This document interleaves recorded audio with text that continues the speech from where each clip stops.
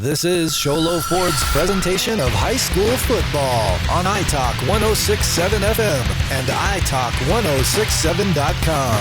Also brought to you in part by Northland Pioneer College, Ace Hardware of the White Mountains, Honda Ski and Outdoor Sport, Deemer's Glass, Beeler Orthodontics, Summit Regional Medical Center, Octopus Car Wash, Mountain Mobile Auto Glass, and Little Bluebird Studios. And now, Sholo Ford presents high school football on iTalk 106.7 and worldwide on iTalk1067.com.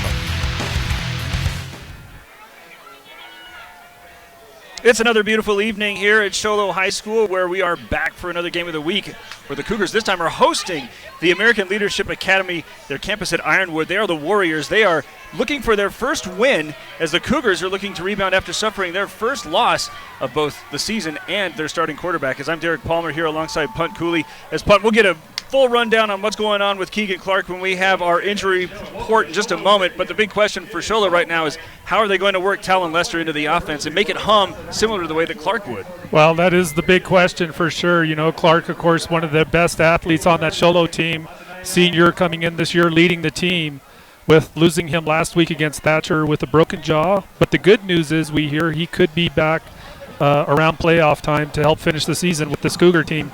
But that puts a big load on that younger quarterback for sure. And I'm sure during practice this week, they work through their reps and they're going to I don't know how we're going to have to wait and see what they do with their offense. Keegan Clark, of course, really fast runner. Lester himself is no slow guy. I mean, he's a good runner as well. Just doesn't have as big as a frame as the senior.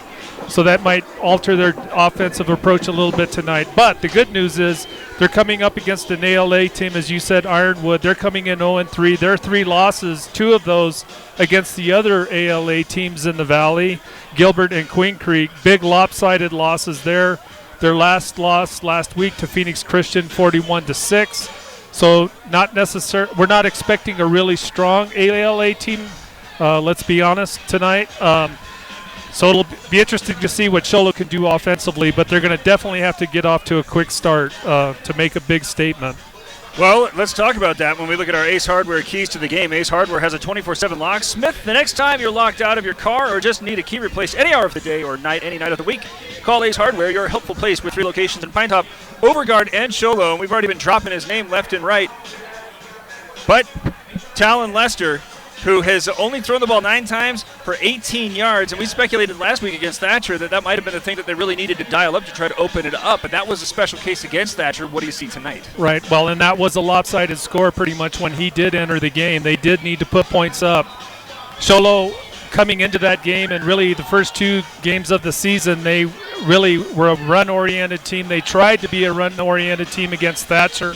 Obviously, that came up short for them. They got goose egg against Thatcher, didn't put any points up, but I would expect the same tonight with this Sholo team. They're going to try to establish the run, and when we did see Lester run the ball, they weren't necessarily design run plays, but when he left the pocket, there were a few occasions when he had blockers, he definitely had the speed to get outside, so it'll be interesting to see what he can do tonight. Well, one of their featured backs in that backfield is Cal Fawcett, who's running for 3.5 yards a carry.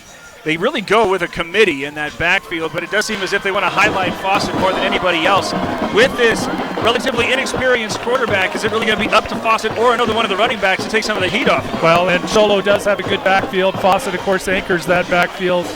He's a strong runner, and he has good speed to the outside well, so he's a versatile back that will, I think, play huge for them tonight in this football game. And really for their offense, knowing that their key quarterback is going to be out for a few games.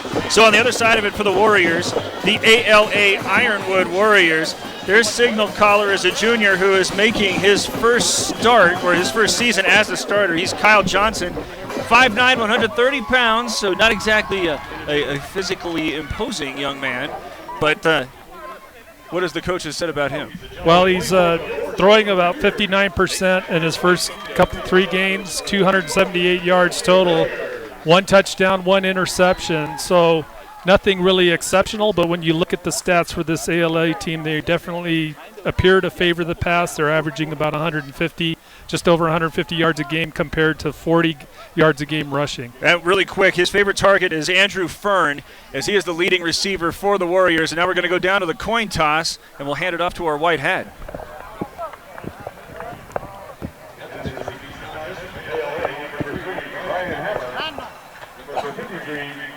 Gonzalez and number 68, Marcus Burgos.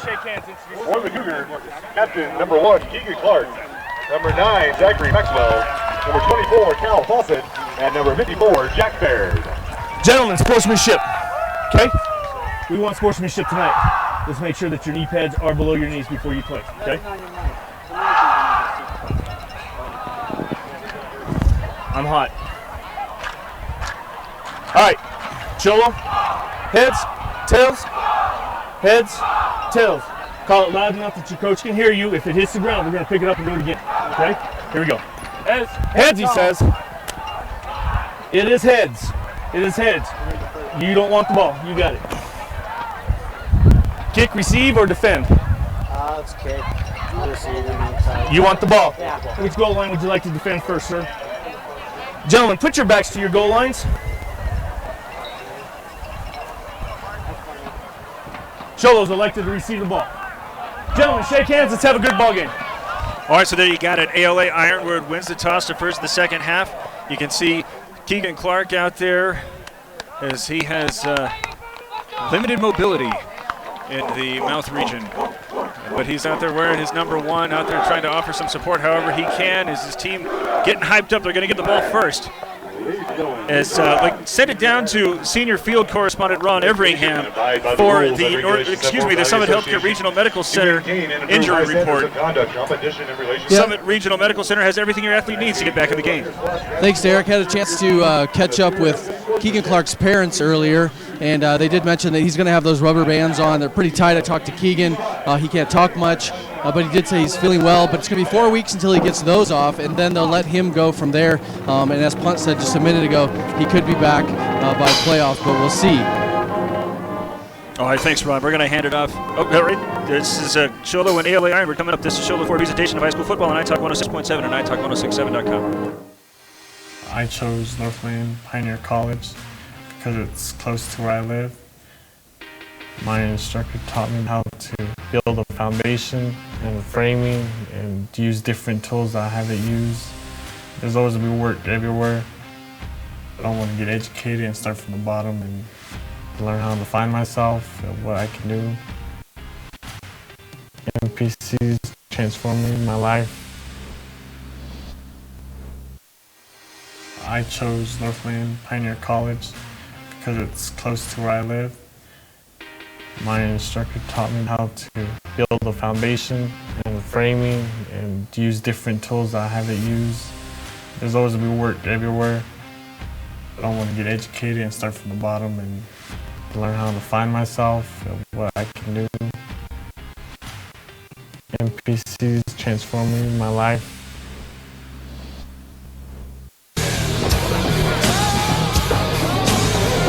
Sholo and ALA Ironwood about to kick it off here as the Cougars are going to receive.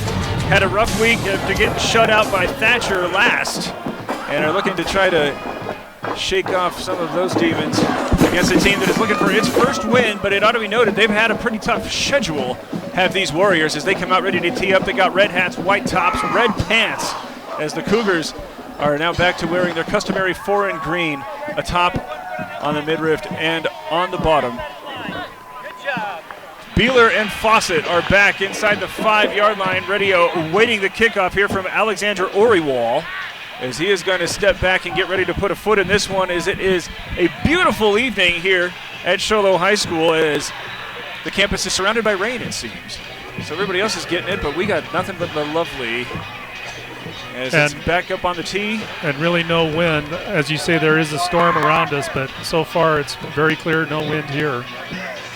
Oriwall's got it back up and ready. Awaiting Beeler And Fawcett, as here comes the run up, and the kick is away, angling toward Fawcett. He's going to take it on a short hop, one bounce now up to 10, 15, 20, right up the middle where he has a seam, 35, 40 into the open field. He's across midfield with one man to beat at the 30. Angling away from the 20, the 10, the 5, touchdown Sholo. Horrible play, though. There's going to be a flag. Fawcett had the field. He had the end zone. There was a player from Ironwood, ALA Ironwood, approaching him, and one of the Sholo players tackled him literally from behind. Looked like number 64, Jacob Webb, and they will throw the flag. Well, that Northland Pioneer College kickoff was looking like it was all coming up Cougars, but instead they're going to have excellent field position. And how about that breakaway speed there from Fawcett? Also a great wedge for him to ride up the middle, through the middle of that wedge. Fawcett doing a great job, and then he kicks it into gear at about the 40-yard line. And really, that only the one player for ALA Ironwood able to get on close. The return team from the spot of foul, 10 yards, first down. He did not have a lot of space. You talk about the wedge, but he had really excellent vision there as he was able to find just enough to squeeze through. So great field position to start off here for the Cougars, starting on the ALA Ironwood 31. And here's Talon Lester in the shotgun formation as he hands off Beeler. He goes straight up the middle correctly. That's Maxwell, who's going to have the Mountain Mobile Autoglass first down as he stumbles over the 20 to the 15 and even all the way down to the 10. 21-yard pickup for Quentin Maxwell. Just a huge hole at the line of scrimmage for Maxwell to run through. And then obviously able to get all the way through the secondary. A couple of safeties coming over to finally drag him down, but not until he gets a big gain. First and 10 now, as this time the handoff will go Beeler. He tries to counter to the left where he's able to get 5 yards, but as he's falling down, a flag comes down in the neighborhood of holding. Sholo has struggled with the penalty flags in the first quarter, not necessarily through the game. Yeah, it looks but like here's already 2. Holding call against Sholo. A little bit of a counterplay for Beeler, able to cut through, get through the linebackers. Nice gain, but this penalty will set them back again. So already with one touchdown taken off the board after a potentially unnecessary hold on the kickoff. That last play started from the 10. Now the ball will be 52 on the offense. 10 yards, still first down. Ball will be pushed back to the 19 of ALA. Still first down, though, for the Cougars. Opening drive here for the Cougars. No score. Is now coming in motion is Beeler. No, Maxwell, beg your pardon, as he is tripped up in the backfield. And now what a difference a play makes after 5. Oh, and now a flag comes out late as there's 2 Cougars surrounded by Warriors. And one of them is clapping as if he's expecting this to go in his favor. But this seems like they are flirting with all sorts of trouble if you're going into a... Well... no signal yet. It's going to be unsportsmanlike, but against whom? Well, the tackle, getting back to the play, nice tackle in the backfield by number 24, Matthew Swinton for ALA, able to cut down the back, but this penalty against ALA, unsportsmanlike. Here's the ref. After the play, unsporting on the defense, number 3, half the distance to the goal, still first down. Oh my. Bunch of penalties early in this game. That was the absolute worst thing that the Warriors could have happen to him, as Ryan Hammer had done something. What his infraction was is unknown because it was in the middle of all 11 Warrior defenders. So that'll move it up to, well, probably back up to the 9, where it was initially first and goal. They're going to get to that 8. Yeah, about the 8. And it's second down now for Sholo, second at the 8-yard line of ALA. Well, our official just indicated second down. I think he signaled up to the booth in there. Yes, it is second down now and goal. Less than 10 minutes to go now as they're going to just follow Fawcett right up the middle, and he gets tripped up, and a nice tackle and a touchdown-saving tackle there from Chaco Trejo. No. Oh, nice lead block as well by Yeager. Jacob Yeager out in front of Fawcett. Fawcett just doing a great job of following his blocker. Puts it right up against the goal line. They're on the 1. It's third and goal. As here's Lester with the shotgun snap, and again going from the left to the right. Couldn't see who got the handoff, but he's in the end zone for the score. So it was eventful, but the Cougars are able to take the opening kick, and this time use Cal Fawcett, who had it pulled off of the scoreboard because of the hold during the return. Gets his 6th that time. It took 90 seconds, And the Warriors, who've been having all sorts of struggles here in the early part of the season, look like they're into the soup once again. Well, an outstanding start by the Cougars. Just doing a great job of moving the ball down the field with that running game. Low snap is had. The kick is away and up and good. Is in doing that one. Well, he's wearing number 1. We'll have to see who that is this week. 7-0 Sholo leads. This is Sholo Ford's presentation of high school football on iTalk 106.7 and iTalk1067.com. I chose Northland Pioneer College because it's close to where I live. My instructor taught me how to build a foundation and frame. Who sells the #1 truck in America? Sholo Ford. That's right. Not only do they sell it, Sholo Ford is the best place to buy it. Why? Guy Hatch guarantees it. In fact, he guarantees you'll get the best deal on your next Ford car, van, or SUV as well. It doesn't matter what you buy. Sholo Ford has the best deal. Sholo Ford on the east end of the Deuce and at sholoford.com. 7-0 Cougars are leading. The Warriors are awaiting their first kickoff. As back to reserve is Jake Malloy and Christian Hardenberg. And that might not be number 1 who's kicking. That might be Rex McCrill. It's just a deceptive looking 7. All right, because I thought it was the ghost of Keegan Clark who was out there doing some kicking. This is the Northland Pioneer College kickoff. When it comes time to kick off your college education, choose the college with the lowest tuition in Arizona. That's Northland Pioneer College. Malloy and Hardenberg going left to right along the 10 as McCrill is going to squib this one, going up and overneath and in fair play, but it goes out of bounds. That's an interesting move. Sholo obviously wanting to put the steam on early after that first drive touchdown. They go to the onside trying to get the ball back quickly, but it does go out of bounds before anyone could really get close to it. So with the penalty, it'll leave ALA Ironwood with a really good field position to start on their first drive. Well, the Warriors have had a hard time moving the football. And you got to believe that's one of the reasons why Sholo probably elected to go with that onside. Dead ball, kicking infraction on the kicking team. That penalty is going to be declined. They'll take it from the spot where it went out. First down. So Kyle Johnson has been averaging 139 yards a game. Sure did. They've had a hard time getting much generated with the ground game. They're going to come out with trips coming to the left, another receiver off wide to the right side. Johnson's going to use the shotgun. Sholo spread out defensively as Johnson has the snap, starts moving to his right. He's going to keep that one as he goes over the 45 and at midfield before he's stood up by a handful of Cougars. Pretty good game, though, on first down. Nice run, about a 5-6 yard gain to start the game for ALA Ironwood. They run off to that right side, get outside with really no edge controlled by the defense. That is an unfriendly spot. All the way back to the 50. But still, second down and 5. Same formation as the receiver split wide out here to the left is Hardenberg. Johnson again from the gun, but We're going to say it's Dead ball, false start on the offense. 5 yards. Still second down. so some movement. There's the first flag against the Warriors. So the nice run by Johnson is pulled off of the board. And it's going to be second down and 10.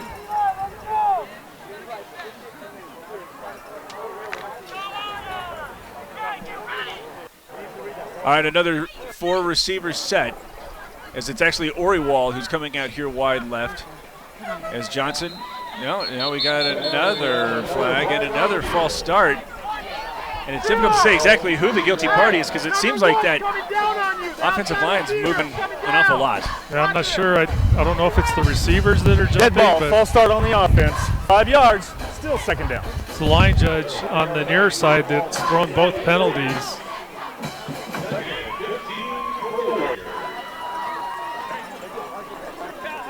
So all the way back to the 40, second and 15. Now they're calling false start, right? So this isn't a procedure situation where somebody's covering up. That's why somebody. I think it might be one of the receivers or something. I personally haven't seen it. Well, we got Oriwell who continues to ask. Now he's being told to move up in the line, so maybe they're just not lining up correctly. There we go. So he's had to step well back And now now they're going to get another flag here as there's another receiver who's covering up. Well, I guess that one was okay. So handoff goes to Hammer as he's going to find a couple of yards bouncing off of tacklers going straight up the gut. Tough way to gain 3, but he did it. And now it'll be 3rd down and 12 after Yeager makes a stop. Yeah, that is a good run considering the coverage. I mean, it's a really dense line of scrimmage with those Sholos running a four-man front. Thank you, Mike. So there's not a lot of gaps to run through, but a good strong run by the running back. Just not a lot of room to gain much yardage. 3 receivers again coming out to the left side. This time it is going to be Hardenberg. And again, there's some questions about where they need to get lined all up. messed up on their alignments. It seems as if it's going to be allowed as Johnson has the snap, 3rd and long, as he's pressured and brought down for a big loss. The quarterback really did not have a chance to even set his feet. There was pressure right away on top of him. He never even was able to even look down the field. Avila and Jones for the Cougars just doing an outstanding job of blowing up the blocks up front and getting to the quarterback quickly. Maxwell is back to receive the punt. Right now the Warriors seem as if they're trying to intimate that a punt is not forthcoming. Johnson's back, but now he's going to walk back a little bit and force Maxwell to retreat, as now he doesn't have a lot of room, but still he's able to get away a pretty good kick as it's angling toward the far sideline and bounces out bounds inside the 30. It might even approach the 20. 44-yard kick stops at the 25, and that's where the Cougars will have their second possession, leading 7-0 with 8 minutes and 44 seconds remaining in the first quarter. This is Sholo Ford's presentation of high school football on iTalk 106.7 and iTalk1067.com.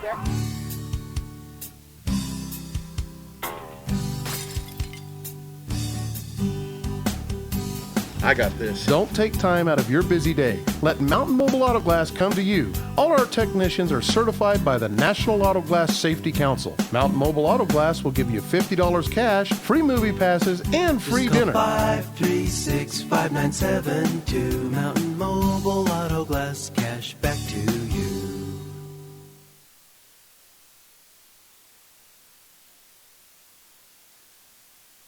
Man at the line tries to get to the left, but is stood up after a short gain of just 1. Cougars are leading 7-0 and had a couple of big plays. They were negated, almost all of them, by the penalties, but still they were able to get that in and going without the huddle. So really trying to put the heat on the Warriors, even attempted an onside kick after their score, as they're really trying to get the cobwebs out after the tough week last against Thatcher. Already back at it as Maxwell is going to get the hand. No, he's faked as Lester's now going straight up the middle, and now he's got it into the open field. 2 men are in pursuit as he's at the 30, 20, 10, and the diving stop is going to prevent him from breaking the plane.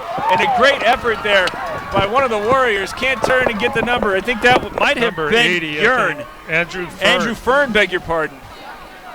Great hustle by number 80, but unfortunately wasn't able to catch him. I mean, obviously he prevented the touchdown, which is a big play, but Sholo ends up getting all the way down to about the 3 or 4 yard line. It's about a 60-yard gain there for Lester. That's the biggest of the ball game thus far, as he's already again in the shotgun. No, drops the handoff. Is there? It's still upon by a few different ALA Ironwood players, and the Warriors are able to get the stop. Just a poorly handled snap. The snap was good. Lester just could not. I don't know if it caught him by surprise, but he just was not able to handle that snap, and he ends up fumbling it. ALA jumps on it, so a big turnover there for the Cougars. It's one of those little things when you have a starting quarterback who's unavailable that kind of gets lost. It's easy to look at Clark's production and say, where are they going to come up with that? But he also doesn't do a lot of the miscue. Is now inside the 10. The Warriors happy to get the ball back, though trailing 7-0 as Johnson with the snap is going to move it to the right side, but this time he's being strung out nicely by that Sholo front. He's going to maybe pick up a yard.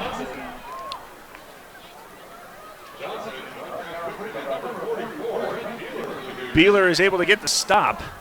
Beeler sliding down from his linebacker position outside, just following the runner, and pinches him up against that sideline to push him out. But also a good contain job by the corner out on that side for the Cougars. Number 2, Bryson Ryan doing a good job as well for that defense. 7:41 to go here in the first quarter. After the turnover, deep in their own territory, the Warriors again with trips coming to the left. Johnson from the shotgun, and again trying to move to the right where he's going to slam on the brakes, but there's Whipple pulling him down inside the 5. That's really close to the goal line. I'm not sure if that's not going to be a safety. Looks like they got him at the 3. Right. They're going to get him at his forward progress, which is about the 3-yard line. He ends up falling down or being tackled down in the end zone, but they're going to give him the 3-yard line. But it will be 3rd down. They're ruling it 3rd and 18. And in an obvious passing situation, the last time the Warriors faced 3rd and long, Sholo brought the house, and Johnson didn't even have time to really get set. Looks like they're going to keep an extra blocker nearby. No, they're actually going to send 2 receivers on either side. As Johnson waits with his feet in the end zone. Short drop, quickly gets away, and it's overthrown and incomplete. Trying to get it to Hardenberg, but it was well overthrown, and I think that a lot of that was the echoes of that previous sack. Absolutely. That was what you call a very quick release by the quarterback. He's been beaten up early here in this first quarter by that defensive rush by the Cougars. The pass was close. I mean, at least he was able to have the receiver reach up just a little too high. Maxwell is standing between his 35 and 40. Well, actually, that's the Warriors' 35 and 40. As Johnson is going to step again into the end zone. And again, with very little room to operate, he sends that one straight up into the air. And I don't know if anybody got a hand on that one, as it takes a moderately favorable Warrior bounce laterally along the 20. It's a 15-yard punt that is going to result with the Cougars taking over in the red zone. So that fumble doesn't really harm them at all, as they wound up losing about 10 yards on it. But after another 3 and out produced by the Cougar defense, 6:39 to go in the initial, and the wind has started to pick up now, blowing in from the south. The Cougars are going to be throwing right into it. Talon Lester, who had a huge 70-yard run on the previous possession, sets up in the shotgun and hands it off to Fawcett. He's going to go right over the right side. He's got some space as he gets over the 15 and then tripped up over the 10. Chaco Trejo on the tackle. He's a secondary player making that tackle. ALA all game so far has been really crowding the box.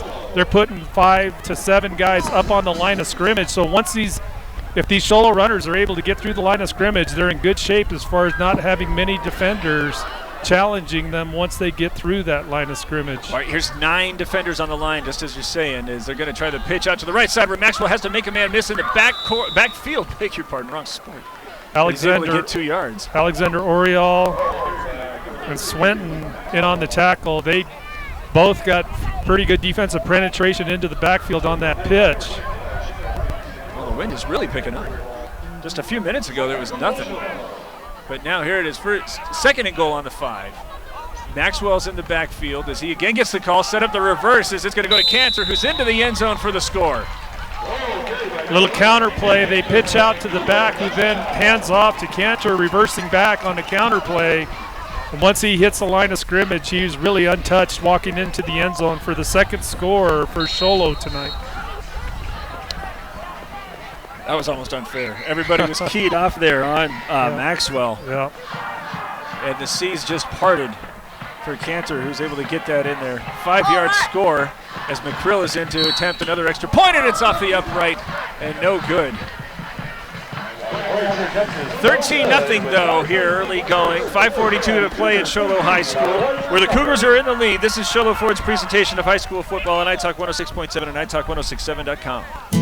You've been there, waiting forever at the gas station for the guy to free up so he can fill up your propane tank. Or worse, when the only qualified propane technician decided to stay home that day. Yep, you've been there and I have too. That's why now I get my propane from Ace Hardware every time. You get Ace Hardware's world-famous customer service when you stop in for propane. That's right, you get in, you get out, and you get a great deal on propane and everything else. From Ace Hardware at their locations in Pine Top and Heber. Ace Hardware is proud to support White Mountain Sports. 13-0, Sholo leading and set to kick off for the 2nd time here in the first quarter. Warriors are again going to, this time Andrew Fern is going to come back and join Hardenberg. as they did not have an opportunity. Nobody in a Warrior uniform after McCrill had attempted an onside kick. Doesn't seem as if ALA Ironwood believes that seconds are going to be had in that regard, as McCrill has it teed up and kicking into an increasingly stiff wind. Lets that one hang up as it starts angling to the far sideline and will not make it out of bounds. So Fern's going to get it and start moving to his left. He's got to run away from 3 Cougars, finally cuts it upfield before being brought down at the 18. Cantor and Ryan for the Cougars in on that tackle. Nice run by Fern, making as much as he could out of not a lot of blocking and not really much room. He was hoping that went out of bounds. And ALA, I mean, this is their 3rd possession, I believe. Just really struggling offensively to get going. Where they had some good gains, but just really not able to establish any momentum with their offense so far. Johnson from the gun, Hammer next to him on the right. He'll get the call as he tries to move to the right, and it picks his way up to the 20 and gains a couple. Coriel in on the stop. Zach Maxwell along with some of the defensive front, Avila and company in on that tackle. Again, that defensive front for the Cougars, just 4 guys up there, but they're doing an outstanding job of filling those gaps on the inside. Well, they had a 6-yard run, did ALA Ironwood on the first possession. Now Hammer has had just 2 carries for 5 yards, but it's kind of feeling like maybe just try to go 3 yards in a cloud of dust here. If nothing else, hold on to the football. They've changed up their formations a little bit, still going with 2 on either side as Johnson this time wants to pass to the left, winds up dumping it off inside of the 25 and spinning down and picking up almost a first down is Jake Malloy. Jake Malloy on the reception, just a little curl route. He finds a space, a little seam beyond the linebackers, and a good delivery by the quarterback to get the ball to him. Kyle Johnson, just a nice short, quick delivery to get it to the receiver.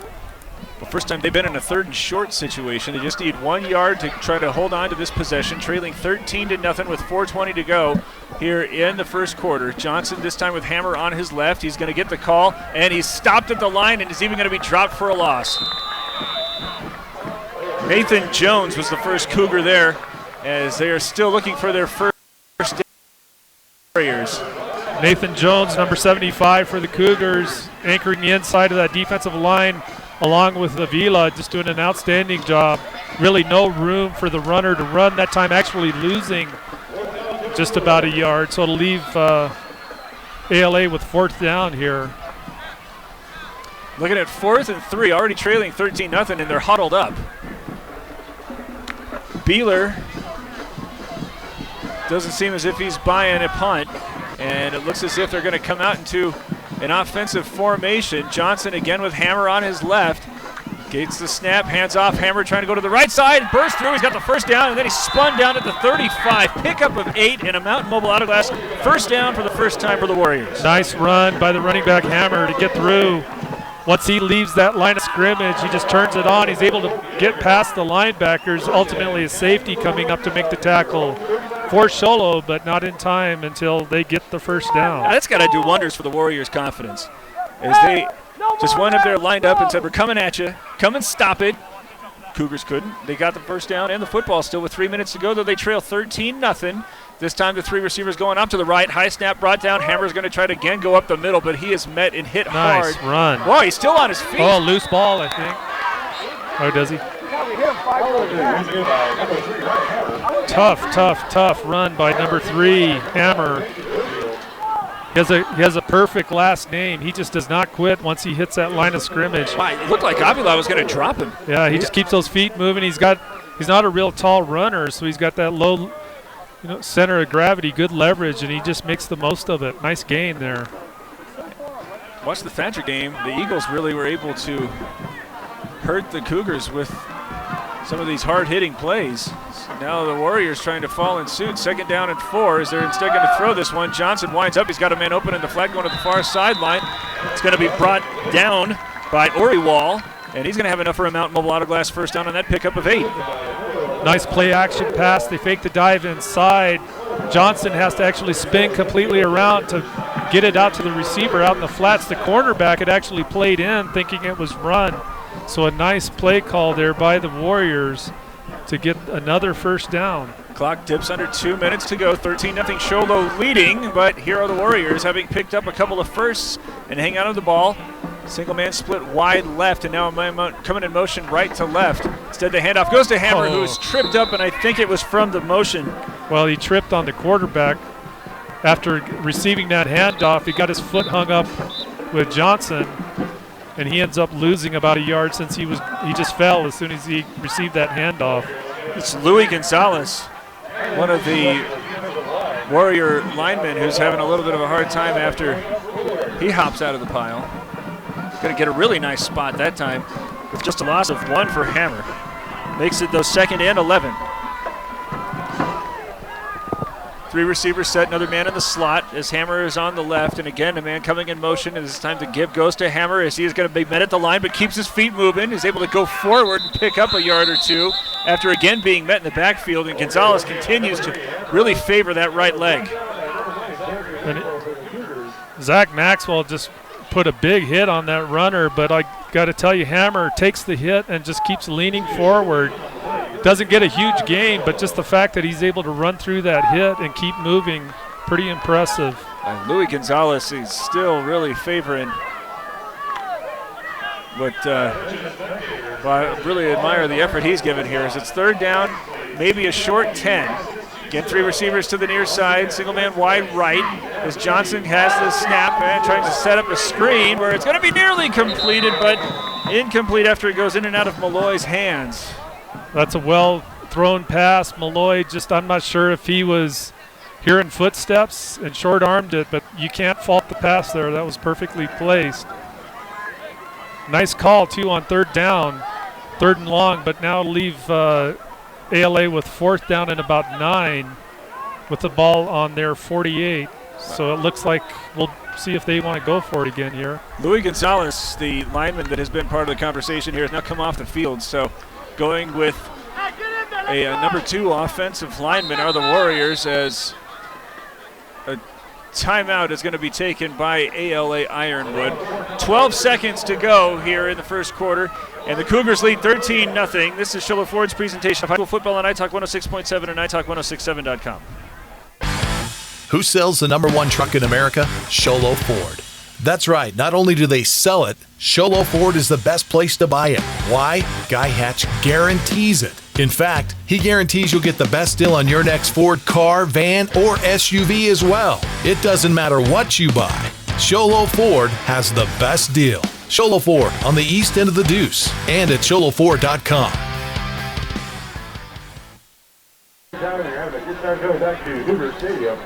13-0. The Cougars are leading the Warriors, who have already converted on 1 4th down, but that was 4th and relatively short. This time it's 4th, and they're calling it 10. Might be closer to 9. They had nearly completed a nice screenplay that wouldn't have had the 1st down, but it would have given a much more manageable 4th down effort. It looks like they're going to be going without 1 offensive lineman, who Louis Gonzalez has been really limping around on his right leg, so that could come into play here because the Cougars have been pinning their ears back in these long down situations. Hammer, who has 17 yards on 7 carries, is standing to Johnson's right. They're again lined up to try to get the first. Near midfield as Johnson has the snap, drops back with time, now runs out, starts moving to his right. Tucks it as he's going to cut up the field. No, he's going to pause and throw and have it nearly broken up. Interception? Nope. Fawcett was there in defense, and I think they're going to call. Yeah, Johnson was really close to the line of scrimmage. He even looked like he froze right when he was ready to throw it to prevent his momentum from going over. Now they're going to call holding instead here, and it looks like it will go. I'd be really interested in this replay because and it's going against the defense. Well, we'll find out. Here's the ref. Holding on the offense. The penalty is declined. 1st down. So the Cougars get the stop. 3 seconds remaining in the first quarter, and a turnover on downs forced by Sholo, which is leading 13-0. And really the Cougars have provided their own best defense with all sorts of flags in the first quarter. Turnover. And that turnover deep in ALA Ironwood territory.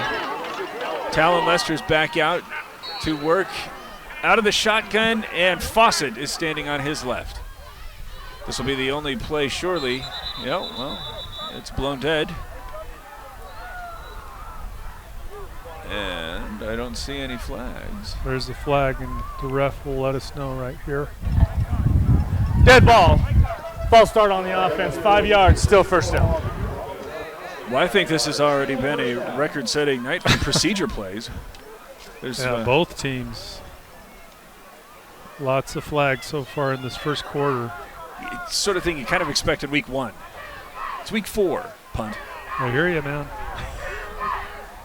All right, now there's 2 seconds. And this time we'll try to start the reverse with Yeager, who's going to run through one tackle in the backfield, cross the 50, and now pushed out of bounds at the 40, make it the 35, all the way down to the 32. Gain of 16 yards to end the first quarter. 13-0. Sholo is in front and again threatening. This is Sholo Ford's presentation of high school football on iTalk 106.7 and iTalk1067.com.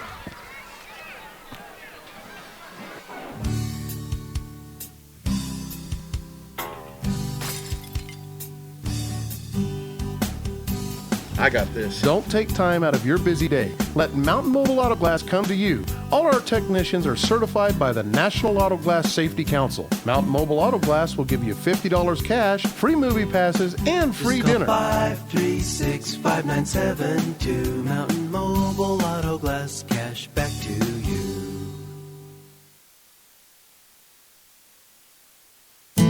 You've been there, waiting forever at the gas station for the guy to free up so he can fill up your propane tank. Or worse, when the only qualified propane technician decided to stay home that day. Yep, you've been there, and I have too. That's why now I get my propane from Ace Hardware every time. You get Ace Hardware's world-famous customer service when you stop in for propane. That's right, you get in, you get out, and you get a great deal on propane and everything else. From Ace Hardware at their locations in Pine Top and Heber. Ace Hardware is proud to support White Mountain Sports. I really wanted to work with robotics. When you come here, you have to act mature and meet the... All right, shovel pass is going to get into, well, whose hands is that? Whipple, as he's going to just start angling to his left and get into the end zone for a score, and that's how the second quarter begins. No flags on the play, and Whipple's, I believe that was a 16-yard reception from Lester.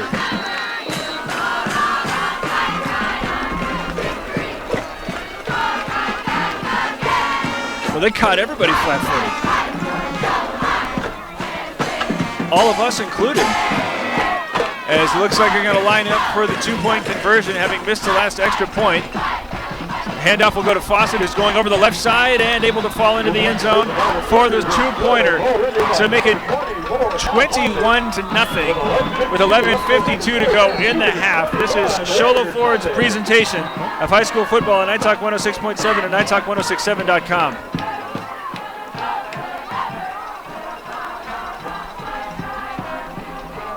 What's going on? Oh, to the radio?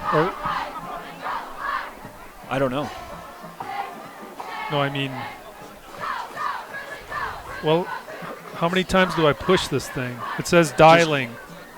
No dial tone. It says no dial tone. What does that mean? It should be. Try. Okay, now it's working. And then I do the F2-3 thing, right?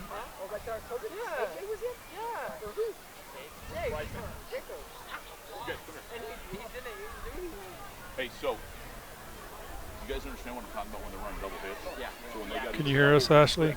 What they're doing is both those guys are running pitches, right? Yeah, I can hear you, but you guys are, I'm pretty sure, live on YouTube right now. Get under number one, just like we did all week.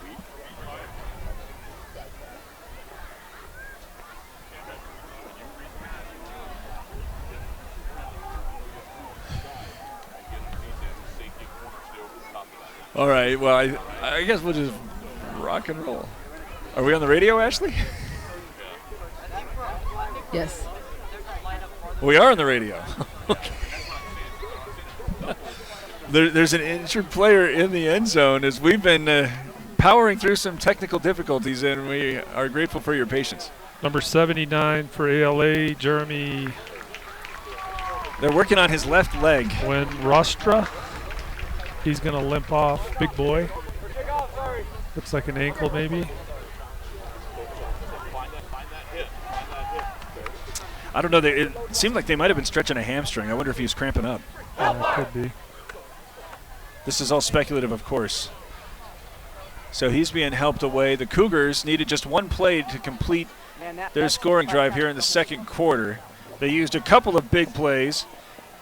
First from Yeager, who gained about 16 yards, and then left Lester and Whipple about 16 yards away from their conversion after the first pass was just a shovel pass from Lester. But there's so much action behind the line of scrimmage for the Cougars that's an incredibly effective way to try to get the ball moving forward through the pass. Well, Sholo offensively really staying to the interior of the line on pretty much all of their offensive plays so far, really not having to go outside much at all. Fern is going to get the catch near the near sideline, and now he's going to reverse it as it's off into the hands of number 9, as there's all sorts of flags coming down, and eventually Oriwal, I believe, is going to be brought down, and there is some fired-up Cougars. Number 7 for the Cougars, Rex McCrill, picks him up and spins him down. But there was a clip against the Warriors on that reverse play. That's what the flag is.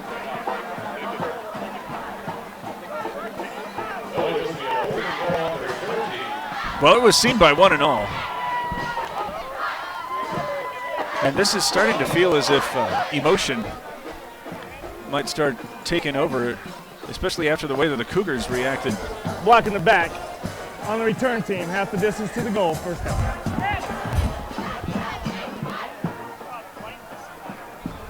Down to the, half the distance to the goal.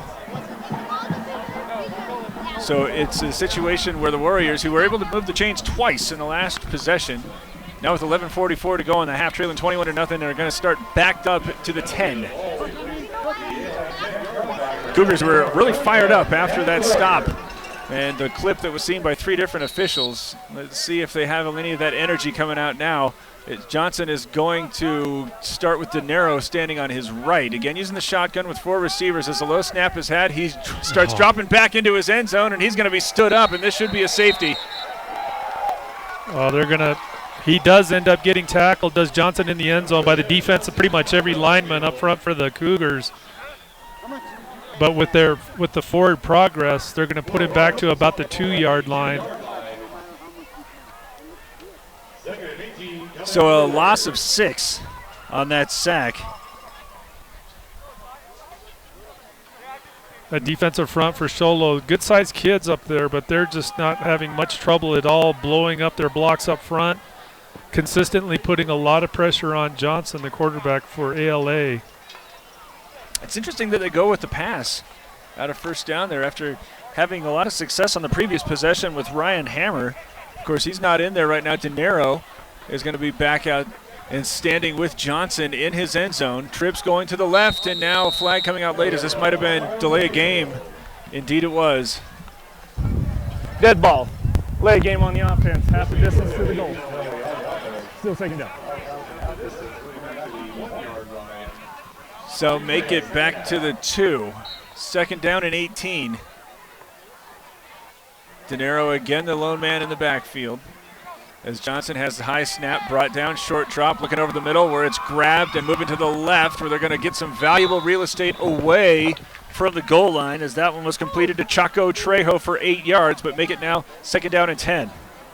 Both the Maxwells in on the tackle there for the Cougars, but like you say, not until a nice enough gain for ALA to at least get them away from that end zone, as you said. Relieves a little bit of the pressure, but the big problem now for them is it's 3rd and 10 from their own 10-yard line. When Johnson's able to get some time, they got a lot of space in the middle of the field. Remember, they had the screenplay that was dropped as well. So here's a 3rd and 10 look with, again, Trips coming to the near side, and he has no time as Whipple is going to pull him down again right in the shadows of the end zone. That's number 21, Whipple, the defensive end. He just rips right through that block up front and immediately puts pressure on Johnson. Again, Johnson not even really able to set up for sure, much less even be able to look downfield to his receivers. And that pressure from Whipple just on him quickly, and another big loss. Sack that ends up pushing ALA way back towards their own end zone. Maxwell's at the 40 of the Warriors, and Johnson's going to kick it away again in the end zone. As there's some pressure coming, but he's able to get it away from Beeler as it takes a great Warrior bounce and all the way down to the standing Maxwell at the 39-yard line. But there's going to be excellent field position here for the Cougars, who are already leading 21-0, and twice on that last possession, nearly were leading 23-0. Yep. Let's send it down to senior field correspondent Ron Everingham for an injury report. Yeah, over here on the sidelines with number 79, Bren Rostro, and looks like he's just got a left knee soreness. They're putting some ice on it, but I don't see him coming back anytime soon. He's still sitting on the sidelines. All right, thank you, Ron. Here's Talon Lester, who's been able to put 21 points up here, getting his first start since Clark's absence. And now another fumbled snap. This time he's going to get it back, turn the corner after picking up a huge block, and he's all the way back to the line of scrimmage. Nice open field tackle by Andrew Fern. I think they're saying that was a forward pass. They're going to say that was a shovel pass. Well, we're going to hear something here, hopefully. Well, he ran it back to the line they're of going to call it as a live play. All right. So no gain on the carry. Again, Sholo, execution-wise, just poor there. Another fumble in their backfield. Fortunately, the quarterback, Lester, able to pick it up and run outside, but still a near turnover for the Cougars. Ball is at the 38. Everybody close to the line of scrimmage for the Cougars. Fawcett is going to get the call as he starts moving left to right. Oh, no, it's kept by Lester, who will get spun down inside the 30. Hardenberg is going to make the vicious stop. Yeah, I bought that fake. Hook, line, and sinker. As he winds up gaining, what are we going to call that, 15 yards? Yeah, nice run, a rare outside run for Sholo tonight.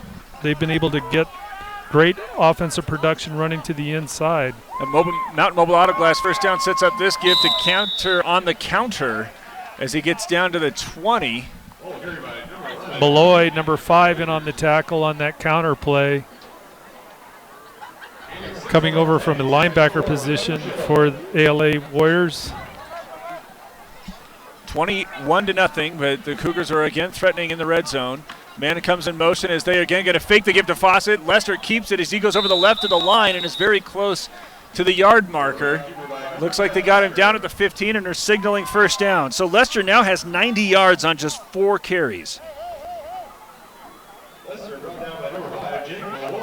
That Mountain Mobile Auto Glass first down sets it up at 21-0, 7:33 to go. And already penetrating deep into Warrior territory. This is really where Sholo's been playing the entire first half.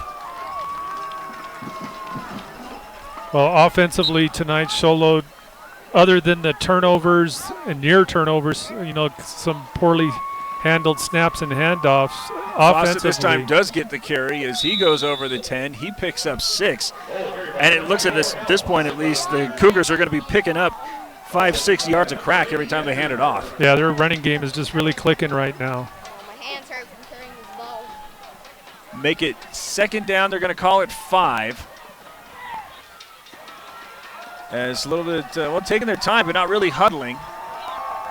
Fawcett is going to be deep in the pistol as Lester gets the snap and hands it off to him. Starts following his blockers to the left. Stood up as he gets to the 5, but inside to the 4, and we'll have another Mountain Mobile Auto Glass first down. Well, as you say, Fawcett able just to follow a wall of blockers there for Sholo, just doing a good job with that line surge, getting really close to the goal line. They're going to be down to around the 2 or the 3. The 4-yard line. First and goal from the 4, and again hurrying up, again from the pistol. This time Maxwell is going to be back there as he gets the handoff, bounces off some men at the line of scrimmage, then falls to the right into the end zone for another Sholo score. And again, just another running play from Sholo, just with that good line surge. The back just follows them into the end zone for the 4th touchdown tonight for the Cougars. 4th touchdown, had 1 fumble at the 10. And I believe 6 penalties here in the first quarter, or first half. That was Maxwell with the 4-yard run, and McCrill in to try to punctuate with the extra point, which is away and up, and a boomer. Sounded like the officials might have blown that dead, but that is signaling that it is good. 28-0 with 6:38 to go in the half. Timeout on the field. This is Sholo Ford's presentation of high school football on Night Talk 106.7 and NightTalk1067.com. Deadlines are going to help me and my associates, in which I'll be a step closer in college. I'm going to have to apply these skills to the workforce.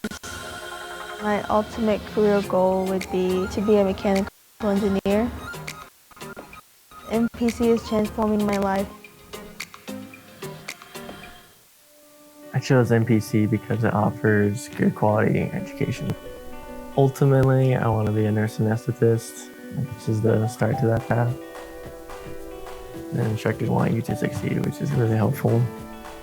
I've learned a lot so far in just 1 semester. It's kind of crazy how much I've learned. Northland Pioneer College is transforming my life by helping me achieve my goals in my career. All right, 5 seconds, and here comes your audio, guys.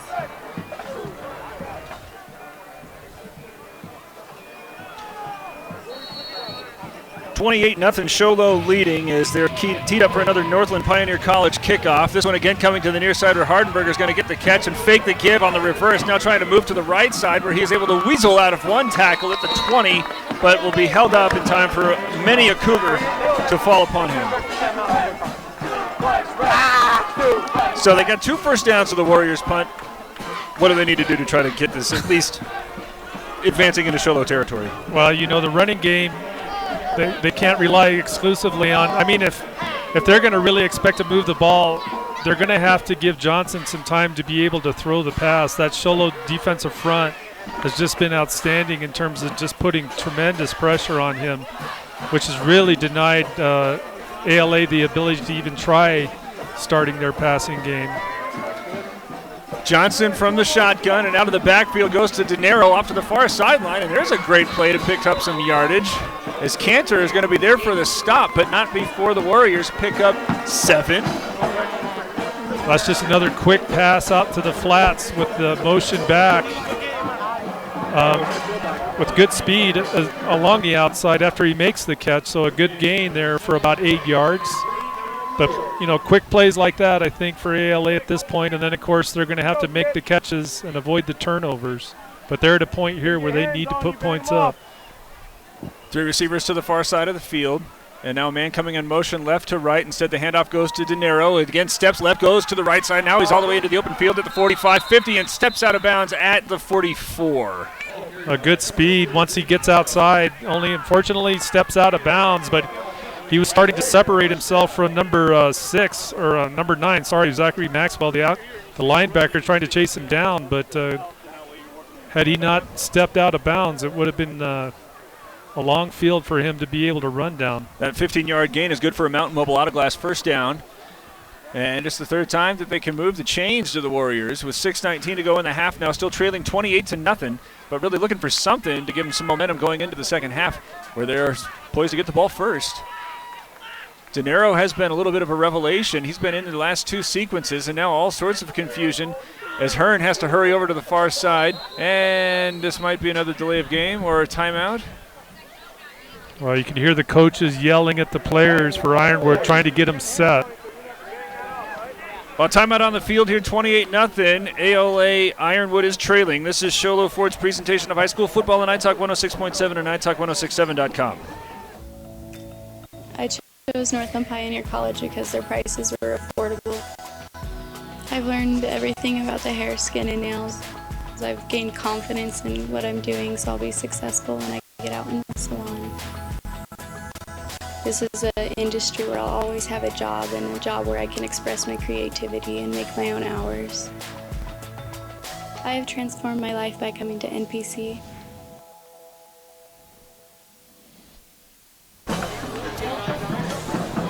$28-0. The Warriors have just used their second timeout as ALA Ironwood was initially really using the legs of Ryan Hammer. He has 17 yards on 7 carries, but Peter De Niro has come in the last 2 possessions, and he's got 22 yards on these 2 plays in this sequence, beg your pardon, where he had a 7-yard catch that preceded a 15-yard run. And he continues to be the lone man in the backfield, this time standing on the left to Johnson, who's been good on 4 of his 6 efforts, but for just 28 yards. Man coming in motion again to the near side as they're going to fake the handoff to him. Instead go to De Niro, who's looking for a block, but he's being strung out again by 3 different Cougars, and Beeler is going to be the first one to track him down. Well, and as you say, great job by Sholo, just stringing him out along that outside. He's just not able to turn upfield because of that defensive pursuit. Beeler ultimately making the tackle, good tackle, but several other Cougar defenders on the spot as well. A couple of quick updates on scores. Snowflake 19, Page 0. We're thinking these are second quarter scores as well. And then Florence 14, Blue Ridge 7. Blue Ridge playing down at Florence. Right here, the Cougars now setting up the Warriors in another 2nd and long. And again, a man in motion, this time going to the far side, but the handoff will go to De Niro, who is met by Avila as soon as he wraps his hands around the football. Coriel was also there. Yeah, just both of those guys, Coriel and Avila, great defensive surge. They just blowing blocks up at the line of scrimmage and pushing into the backfield. Really, the back's not has not had an answer for Avila. No, their line is really struggling so far. We've seen a couple of plays when they get outside ALA, they've been able to get some production offensively, but it's been a really tough go inside the tackles tonight. 3rd and 14. 4 receivers set, 3 to the near side. Johnson from the gun, De Niro on his left. And they're trying to set up another screen where it's had this time completed to Fern, but he's tripped up almost immediately as a great open field stop there. Coriel. That's a defensive lineman who, even though he's pass rushing, smart play by him, he could see that screen develop and he hangs back to make the tackle, really shutting down before they could even get the screen going. 4 minutes and 15 seconds left in the half, trailing 28-0 and still in their own territory. The Warriors look as if they're going to try to get it here on 4th and 14. They have converted 1 4th down try, but it was well shy of these 14 yards. They're going to send the trips to the left as Johnson uses the shotgun. De Niro on his right as he'll move the pocket to this side of the field where it's going to be picked off. Oh, it's in and out. Number 4, Colton Yeager steps up in front of the receiver, played it perfectly. The ball, unfortunately, it hits his hands. He's just not able to pull it in. He's better off, as that was going to cost him about 10 yards. And instead, the Cougars are going to take over on the ALA Ironwood 41. It has been that kind of half, where even when the Cougars are trying to put themselves into an incorrect or less advantageous position, the ball just keeps bouncing their way. As here, Lester keeps this one after faking the give to Beeler and is bouncing off of tacklers over the 40 and all the way down to the 38, where Fern finally makes the stop. 93 yards now in the first half for Lester.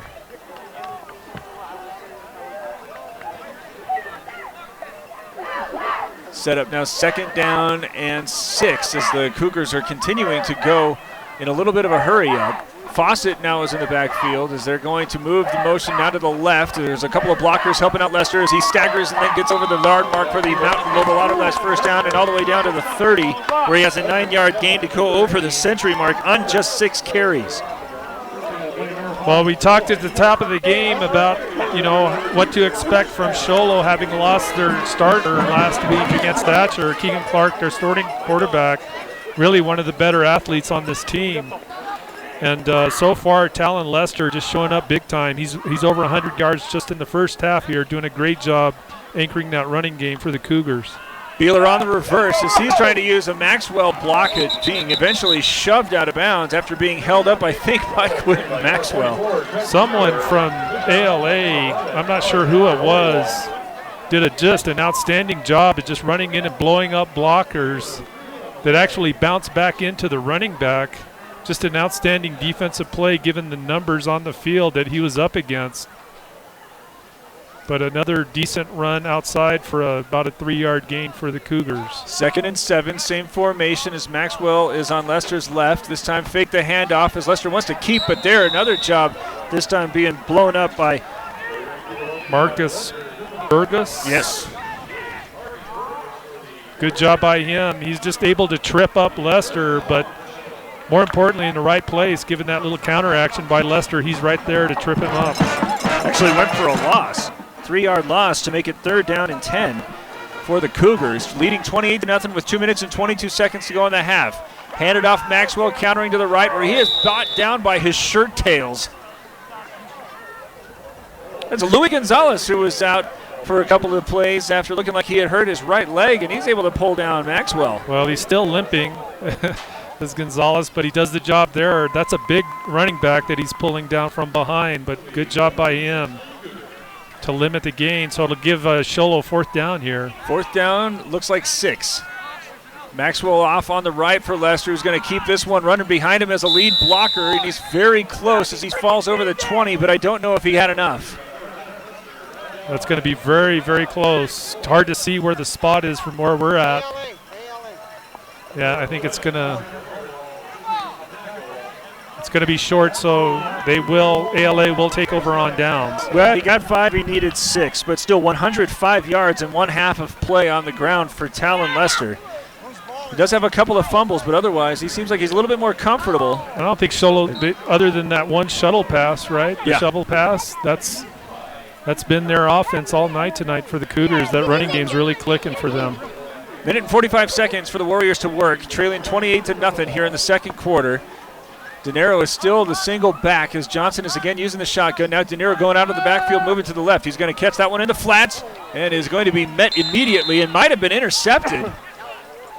Cantor was there as the tackler.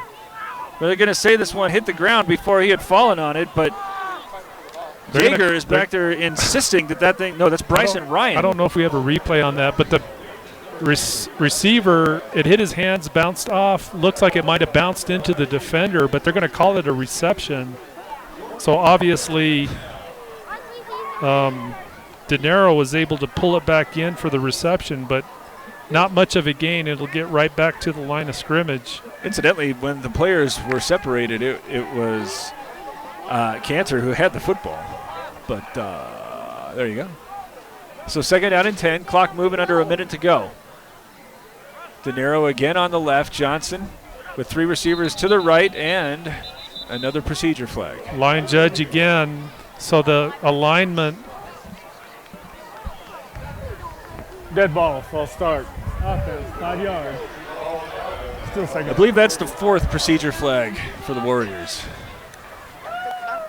But interestingly, this time it goes away from the 3 receiver set.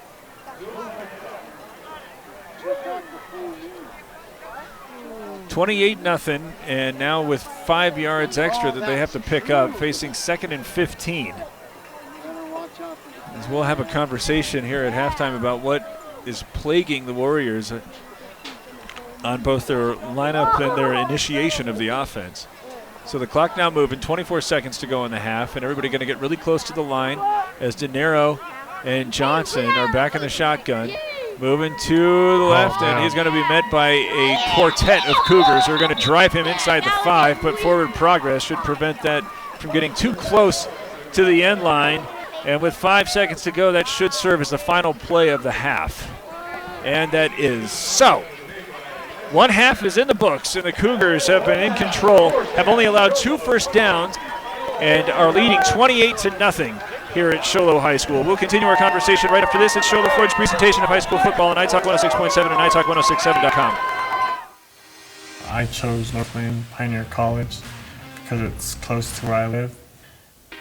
My instructor taught me how to build a foundation and framing and use different tools that I haven't used. There's always be work everywhere. I don't want to get educated and start from the bottom and learn how to find myself and what I can do. MPC's transforming my life. This has been Sholo 4. This has been Who sells the #1 truck in America? Sholo Ford. That's right. Not only do they sell it, Sholo Ford is the best place to buy it. Why? Guy Hatch guarantees it. In fact, he guarantees you'll get the best deal on your next Ford car, van, or SUV as well. It doesn't matter what you buy. Sholo Ford has. When you think glass, think Deemer's Glass in Lakeside. Deemer's Glass offers the best selection of quality glass with affordable prices. They do full home window packages, replacement windows, custom shower doors and enclosures, custom mirrors in many shapes, styles, and colors, glass doors and hardware, commercial glass for buildings and offices, skylights, screens, fire-rated glass for your fireplace or stove, window film, and more. Visit Deemer's Glass today on Porter Mountain Road in Lakeside or call 1-888-GLASSMAN. Want to go fishing? Head to Honda Ski and Outdoor Sport. They have fishing supplies, outdoor fishing attire, and fishing gear. Plus all kinds of bait including live worms, flies, and lures. The staff are experienced anglers and they can advise you on what you need, where to go, and what type of bait the fish are biting on. Plus, pick up your fishing, camping, and boat permits. When you think fishing, think Honda Ski and Outdoor Sport. Located on Highway 260, 1 mile before the casino. Summit Healthcare Regional Medical Center is a proud supporter of high school sports. Many of our local sports players were born at the hospital, where Summit Obstetrics offers comfortable individual rooms for mom and baby. In case of a sports injury, the hospital ER is always staffed and prepared to take on the most serious injuries, and Summit features an advanced diagnostics department with state-of-the-art equipment. The Summit Healthcare orthopedic and therapy teams can help sports players overcome injuries and return to the game. Summit Healthcare Regional Medical Center wishes all players a successful and healthy season this year. Orthodontist Dr. Joshua Beeler has been providing family-friendly orthodontics in Show Low and the entire White Mountains since 2006. If you need braces, stop in and see the friendly folks at Beeler Orthodontics and meet their professional staff. Dr. Beeler and his team have the latest in orthodontics technology, and they work with each patient individually to custom tailor the most effective treatment plan for the best results. Beeler Orthodontics is a proud sponsor of high school sports. Beeler Orthodontics, live to smile, love your smile. Who sells the #1 truck in America? Sholo Ford. That's right. Not only do they sell it, Sholo Ford is the best place to buy it. Why? Guy Hatch guarantees it. In fact, he guarantees you'll get the best deal on your next Ford car, van, or SUV as well. It doesn't matter what you buy. Sholo Ford has the best deal. Sholo Ford on the east end of the Deuce and at sholoford.com.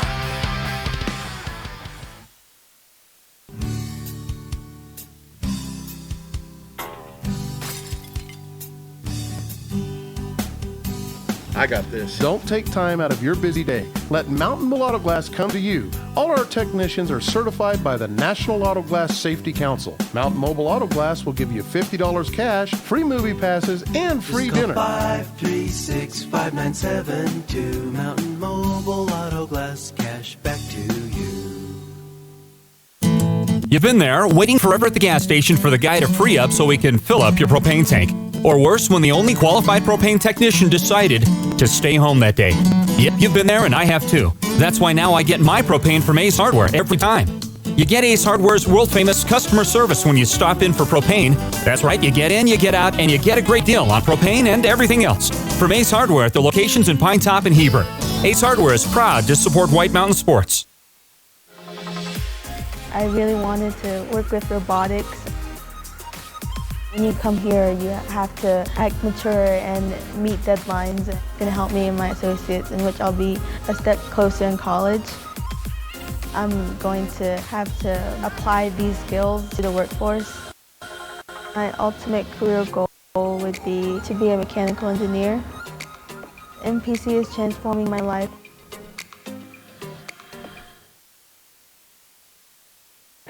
Want to go fishing? Head to Honda Ski and Outdoor Sport. They have fishing supplies, outdoor fishing attire, and fishing gear. Plus all kinds of bait including live worms, flies, and lures.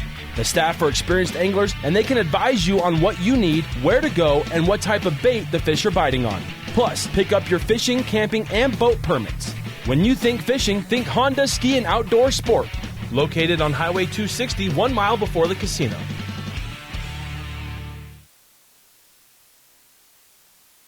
Summit Healthcare Regional Medical Center is a proud supporter of high school sports. Many of our local sports players were born at the hospital, where Summit Obstetrics offers comfortable individual rooms for mom and baby. In case of sports injury, the hospital ER is always staffed and prepared to take on the most serious injuries, and Summit features an advanced diagnostics department with state-of-the-art equipment. The Summit Healthcare orthopedic and therapy teams can help sports players overcome injuries and return to the game. Summit Healthcare Regional Medical Center wishes all players a successful and healthy season this year. Shola leading at halftime 28-0. Derek Palmer punt Cooley here as the Cougars have been controlling this one from the onset. Nearly ran the opening kick back, but had a little bit of a disturbing trend established there on that return where they had it called back at the 30-yard line because of a clip. There has been an awful lot of laundry, but otherwise, has there been anything for the Cougars to feel badly about? Well, I mean, if you wanted to put up more than 28, I guess you could feel a little bad because they probably had the opportunity to do that. I mean, they had a couple of turnovers, lots of penalties, like you said, both teams actually. But, I mean, offensively, Sholo's just dominating. They haven't really even had to go to the pass. I mean, they had the one shovel pass that ended up scoring a touchdown. But, I mean, the run game for them right now is just carrying the football game for them so far.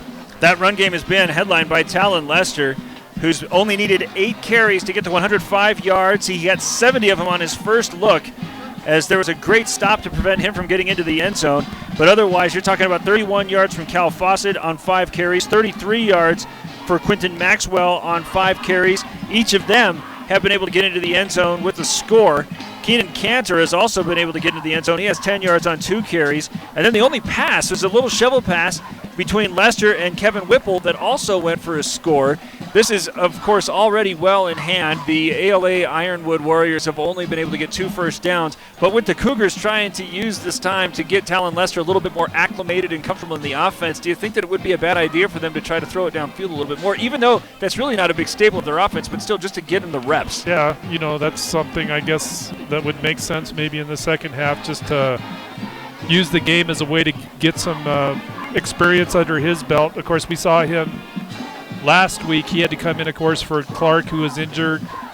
He did try throwing the ball, ran a bit too, but obviously against a much tougher Thatcher defense than what they're seeing tonight. But I could see Sholo maybe just changing things up a little bit offensively, just so, like you say, he can get some experience and get some reps in throwing the ball. But they're really in a position where they don't need to. The other thing they could do is probably just stay with the running game and just try to run the clock down and get this game over with quicker. So. On the other side of it, there's Kyle Johnson, who has been good on 5 of 8 passes for 29 yards. He's been able to spread it around to quite a few different receivers. But otherwise, Ryan Hammer, who had 17 yards on 7 carries but hasn't played in the last 3 sequences. Not sure exactly what might be going on there, but Parker De Niro came in his stead and was good for 11 yards on 3 carries, but also was able to get a reception down 7 yards on his only catch, and has really provided an interesting spark, because it's the exact opposite of what you'd expect, especially after the struggle that the Cougars had with the Thatcher offense. They really seemed like they were having a hard go against a little bit bigger, or at least bigger running backs. De Niro's not necessarily that, so what's been leading to his success? Sholo's defensive front has just been so powerful. I think in some cases maybe they rush their deep penetration rush into the backfield maybe sometimes is putting them off a little bit. But the combination of that D-line and the linebackers for Sholo so far are just doing an outstanding job. Where we've seen the Warriors get lively, I guess you could say, offensively, when they are able to click off yards, usually it's been to the outside. Those running backs are able to get outside and beat the edge. Or we've seen some quick passes as well from Johnson. Nothing real fancy, just quick out passes either to the sideline, or they'll have a back curl out of the backfield, or a motion back that they'll throw to. Those have gained some yards for him as well. But anything going straight up the gut, trying to take on that defensive front and the linebackers from Sholo, just really has not consistently paid off for the Warriors tonight. Now, how much of the success going laterally with the passes is because we've called Anthony Avila and Thaddeus Coriel's name so often just from being able to penetrate deep into their backfield with almost every play, it seems. Well, and those passes that we have seen good gains are really quick release passes from the quarterback Johnson. He finds a receiver quickly, and he's got a nice little quick arm with those real quick passes to the receivers. They're not deep routes at all, but anytime there's just no way from what we've seen in this first half that Johnson's going to be able to drop back into a pocket, set up on a five-step drop or something, and then look downfield. He just does not have the time, has not had the time to be able to do that. So if they're going to get a passing game going, it's going to either be rollout passes or just quick routes to receivers that are breaking to the outside for the most part. Ask this question about what could the Cougars do to try to get their quarterback and Talon Lester a little bit more acclimated. The Warriors looking for their first win, though it ought to be noted they're really running the gauntlet here to start the season. But what would you think that they could really do to try to put themselves in a better position next week? The Warriors? Yeah. Well, their line, I think, is going to be really key to them getting any kind of offensive momentum.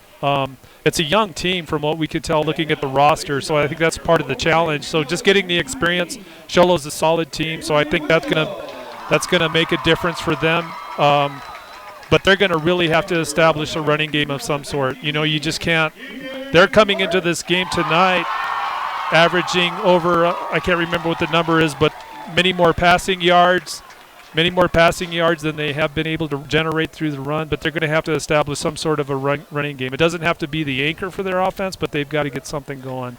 It's nice to see Keegan Clark, who's just been announced as the homecoming king, walking out there in good spirits, and really good to see that his facial structure doesn't seem to have any indication that he just suffered an injury in that area, as he does not look like he can move the mouth an awful lot, but really is good to see him not suffering any scarring, disfiguring, because he was bleeding an awful lot from the mouth, and that was we were scary sending a lot of prayers his way. Sure.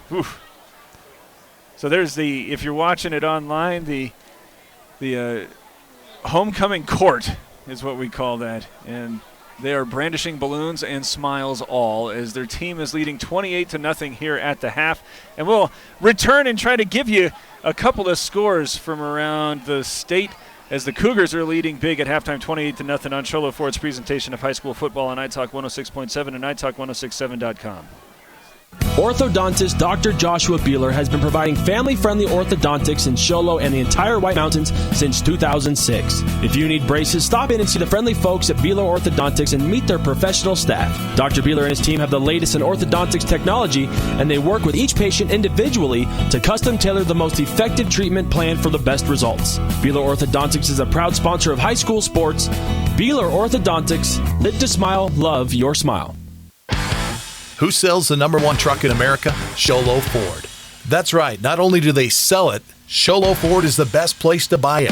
Why? Guy Hatch guarantees it. In fact, he guarantees you'll get the best deal on your next Ford car, van, or SUV as well. It doesn't matter what you buy. Sholo Ford has the best deal. Sholo Ford on the east end of the Deuce and at sholoford.com.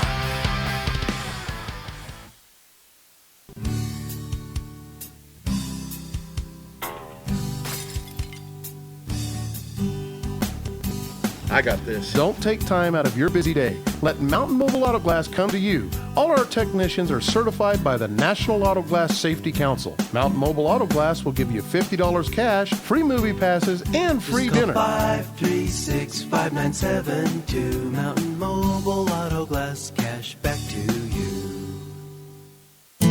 You've been there, waiting forever at the gas station for the guy to free up so we can fill up your propane tank. Or worse, when the only qualified propane technician decided to stay home that day. Yep, you've been there and I have too. That's why now I get my propane from Ace Hardware every time. You get Ace Hardware's world-famous customer service when you stop in for propane. That's right, you get in, you get out, and you get a great deal on propane and everything else. From Ace Hardware at their locations in Pine Top and Heber. Ace Hardware is proud to support White Mountain Sports.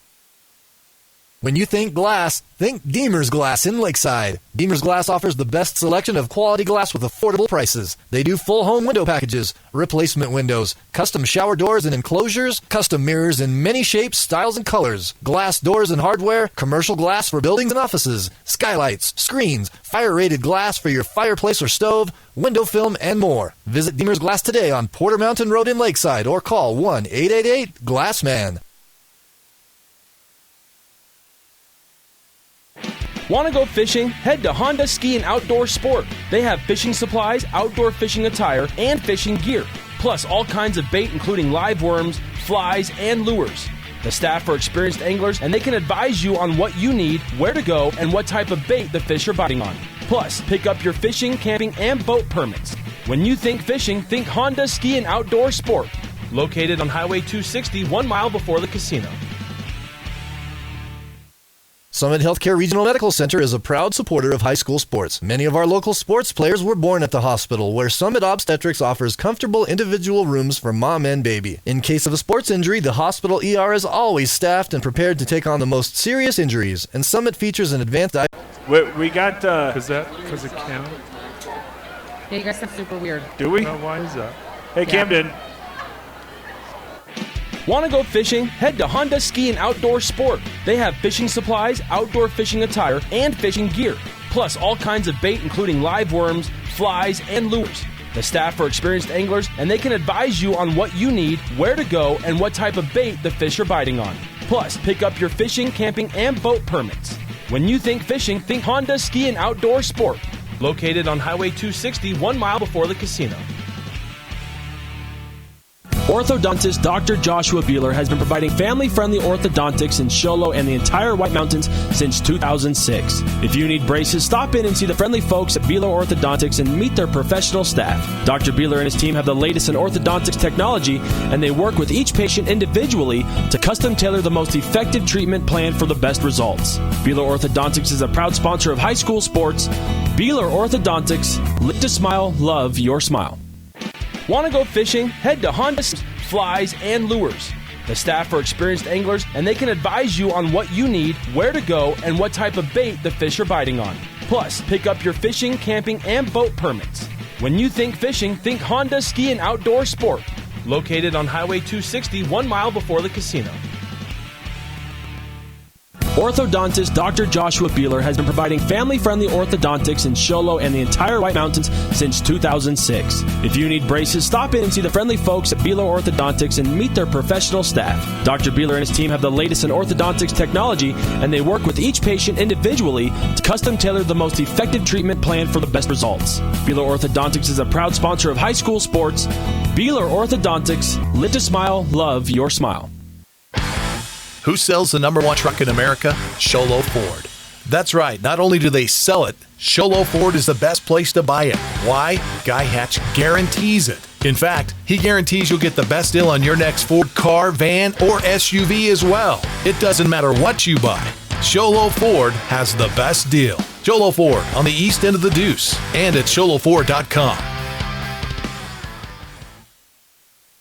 Orthodontist Dr. Joshua Beeler has been providing family-friendly orthodontics in Show Low and the entire White Mountains since 2006. If you need braces, stop in and see the friendly folks at Beeler Orthodontics and meet their professional staff. Dr. Beeler and his team have the latest in orthodontics technology, and they work with each patient individually to custom tailor the most effective treatment plan for the best results. Beeler Orthodontics is a proud sponsor of high school sports.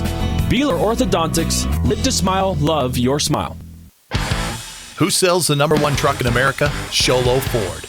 That's right. Not only do they sell it, Show Low Ford is the best place to buy it. Why? Guy Hatch guarantees it. In fact, he guarantees you'll get the best deal on your next Ford car, van, or SUV as well. It doesn't matter what you buy. Show Low Ford has the best deal. Show Low Ford on the east end of the Deuce and at showlowford.com.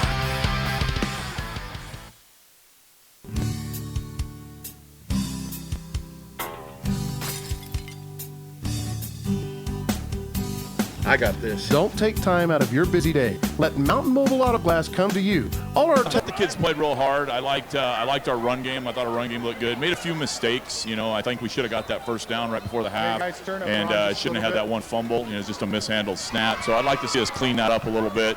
But I like the effort. I thought our defense played great. Defensive ends played awesome. Their defensive line, a lot of pressure on them, and so yes, I think we just keep up the next half and we'll be good to go. Okay, Coach. Good luck second half. Back up to you guys. Thank you, Ron. Thank you, Coach Maxwell. Did you hear my voice on the air? 28-0 and kicking away as ALA Ironwood had won the toss and deferred. Do you know how to put the... And is now going to try an onside kick that is not going to make it the requisite distance. Hey, guys, you need to put audition, mixer, and permanent cue, please. Ready, two, take two. So they're going to have excellent field position of the Warriors. Still on. Test. Yep. And we'll begin on the Sholo 47-yard line. This is the first venture into Sholo territory on the evening for the Warriors, who are trailing 28-0. Kyle Johnson, who's 5 of 8 for 29 yards, and he's got Hammer back out in the backfield. Fake a pass to him in the flat, now trying to loft it up over the middle where it was in pursuit by Fawcett. And a flag comes out late.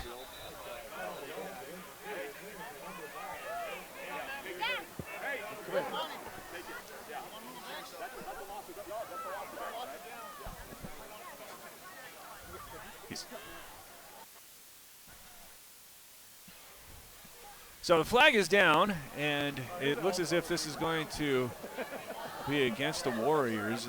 A lot of whispering about loss of down. Good job. That was perfect. Good job. 78, like 10 yards downfield. Coach, if they throw it deep, I'm going to smack it down. All right, here's the call. Ineligible downfield on the offense. 5 yards, repeat first down. So blocker got down too far. First down and 15, back into Warrior territory it goes. And a really bold play coming out at the gate. They're trying to throw one downfield in double coverage. So first and 15, 2 receivers going to the left and a man in the slot. Handoff will go Hammer, tries to cut to his left, and he gets over the 50 and is able to get all 5 of the yards back plus 1 as he was met at the line of scrimmage, who just bullied his way for 6.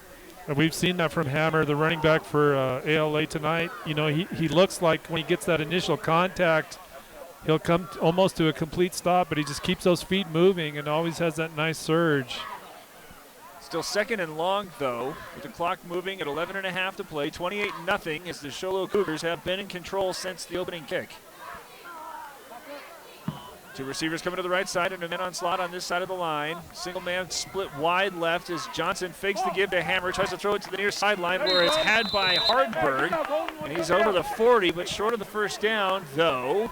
It's going to be 3rd and short. Looks like about 3rd and 1, maybe 3rd and 2. It's Hardenberg's first catch. One of the leading receivers for the Warriors coming into the week. Looking like they're going to call it 3rd and 3 on the 39-yard line of the Cougars, who tried a little onside kick to start this off. Hammer is in the backfield. He is on Johnson's right. 5 men down for the Cougars, and still he gets the call. Is able to run through the first 2 tacklers and force his way down to the 35 for the Mountain Mobile Auto Glass first down. Yeager coming in from behind for the Cougars. Jacob Yeager to make the tackle. Ryan as well down in the bottom of that pile. But not until ALA is able to get the first down. A rare first down for them in this contest tonight. Yes, just 3 in the first half and now 1 in the opening possession. 10 minutes and 15 seconds to go here in the third quarter. 28-0. Sholo leading, but a little bit of a scoring opportunity here for the Warriors on their opening possession here of the second half. Same formation now moving it to the left as the handoff goes. No, they're faking it to Hammer, lined up and throwing it to the far sideline. We're having to make a diving effort as well now, and a flag comes out late. A late flag, but they're going to call it a reception. There's a lot of air under that pass. The receiver open enough where he's able to come back and dive backwards to get the pass before it hit the ground. So it's a 14-yard gain if it stands. I don't know what this flag could be. there was a defender that came in thinking the ball, well, it looked like he was trying to get to the ball along with the receiver and made contact after the catch. But it can't be. They're going to call a personal foul, so we'll just have to wait to see what is this a helmet thing? Comes up with. So that's going to be 15 yards on the reception.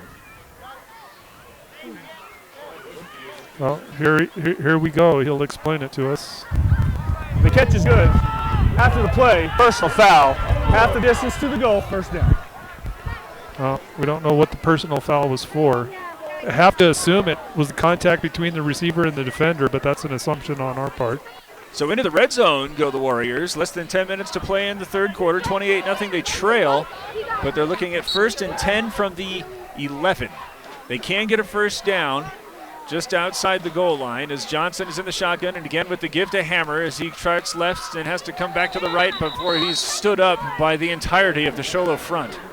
Ryan and Lee from the Cougars with up front on that defensive front, just not room at all for Hammer to move through.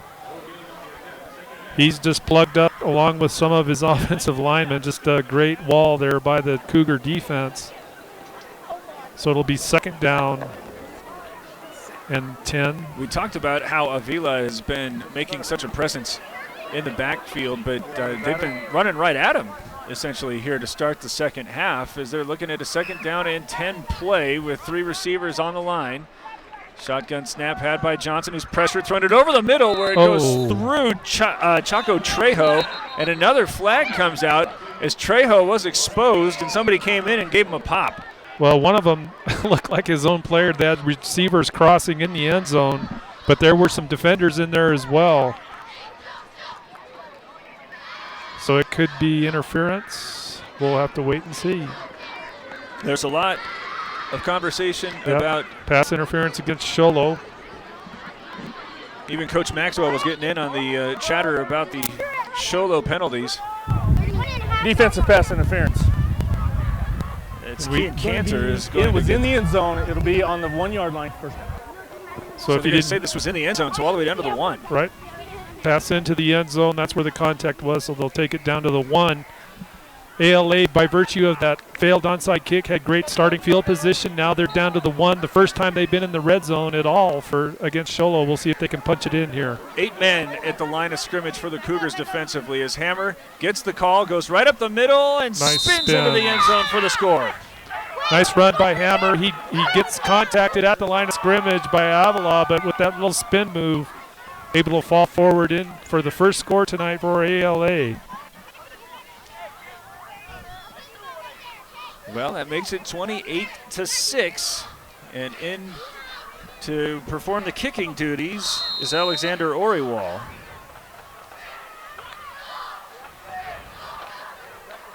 Johnson is his holder. Well, we got a little bit of movement and a late flag, as I think that was Hardenberg. Dead ball. Encroachment on the defense, half the distance. Repeat the try. I think that might be amusing because I thought that certainly the Cougars were drawn offsides. But they called that on Sholo, so a little bit closer for Oriwal, who was able to get this one up, and good, and no flags. So 28-7 after the opening drive goes 47 yards in a shade over 3 minutes. 28-7, though, the Cougars are leading. This is Sholo Ford's presentation of high school football on iTalk 106.7 and iTalk1067.com. Who sells the number 1 truck in America? Sholo Ford. That's right. Not only do they sell it, Sholo Ford is the best place to buy it. Why? Guy Hatch guarantees it. In fact, he guarantees you'll get the best deal on your next Ford car, van, or SUV as well. It doesn't matter what you buy. Sholo Ford has the best deal. Sholo Ford on the east end of the Deuce and at sholoford.com.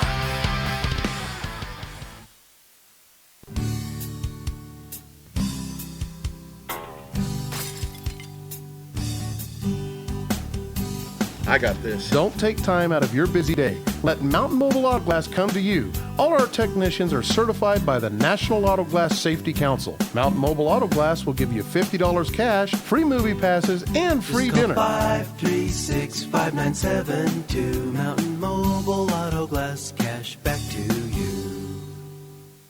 Take it away. As here come the Warriors, now trailing just 28-7. On the approach, Oriwall puts a boot into it, and it's a good low kick that's going to Terry all the way inside the 5 for Beeler. Starts moving to his left along the far hash, now has some blockers as he cuts it out along the 30, looking for the sideline, 35-40. Trying to make a couple more men miss as he gets to midfield, and he is stopped by the kicker in Oriwall. Well, Oriol's the kicker, and he comes over. He's pretty much the safety. He's able to slide over, of course, on that sideline. But a great run by Beeler. Good wall as well. A big wedge right in the middle of the field. He ends up peeling away from it, but nice return to start the second half. Or not, I guess this is their second possession, right? No, this is their first. Their first, okay. And they're burning a timeout here before they get going. And perhaps we've been speculating that the emotions are running pretty high for the Cougars. And this might be just trying to make sure that everybody is going to keep it cool. As they're just having a quick conversation. Yeah, he was having a pretty direct conversation with that huddle. I'm not sure what he was talking about. It doesn't seem like the type to say be cool, but I think that would paraphrase his message. Well, you don't want to lose discipline, you know, because that's when things start getting crazy and loose, and he's certainly not going to have that. So he wants to keep the unit tight. Offensively, they want to execute their game. Lester's in the shotgun. He has 105 yards on 8 carries as the snap goes well over his head. He scoops it up and is going to try to run with it. He's at the 40 and is able to only lose 8 yards.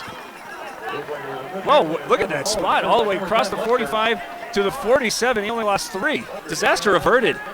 Yeah, good quick running by Lester. That was a high snap. Went over him. He was able to gather it up, but deep, and just able to outrun the defensive pursuit down the sideline to get most of it back, or most of that loss back. I'm going to venture that that was not what was said in that huddle during the timeout. But here's Lester now facing 2nd and 13 as he fakes the handoff, starts rolling to his right and tries to fire a pass looking for Beeler, but it's well over his head and incomplete. Matthew Swinton is there in defense. And I think that answers one of our halftime questions about what are they going to try to do to get Lester a little bit more comfortable. Well, it's just a rollout pass, and he finds Beeler cutting across behind the linebacker, as you said, a little high, maybe even just a little bit behind him. Beeler exits the game. It looks like he's favoring his wrist. Fawcett in the backfield gets the call, moving left to right, cuts it up, and is over the midfield marker, and over the 45, in fact, before he is finally brought down. Fern is able to make the stop, but it's now 4th down and 5 after an 8-yard pickup for Fawcett. Beeler's already back in there as he's going to move over to the slot.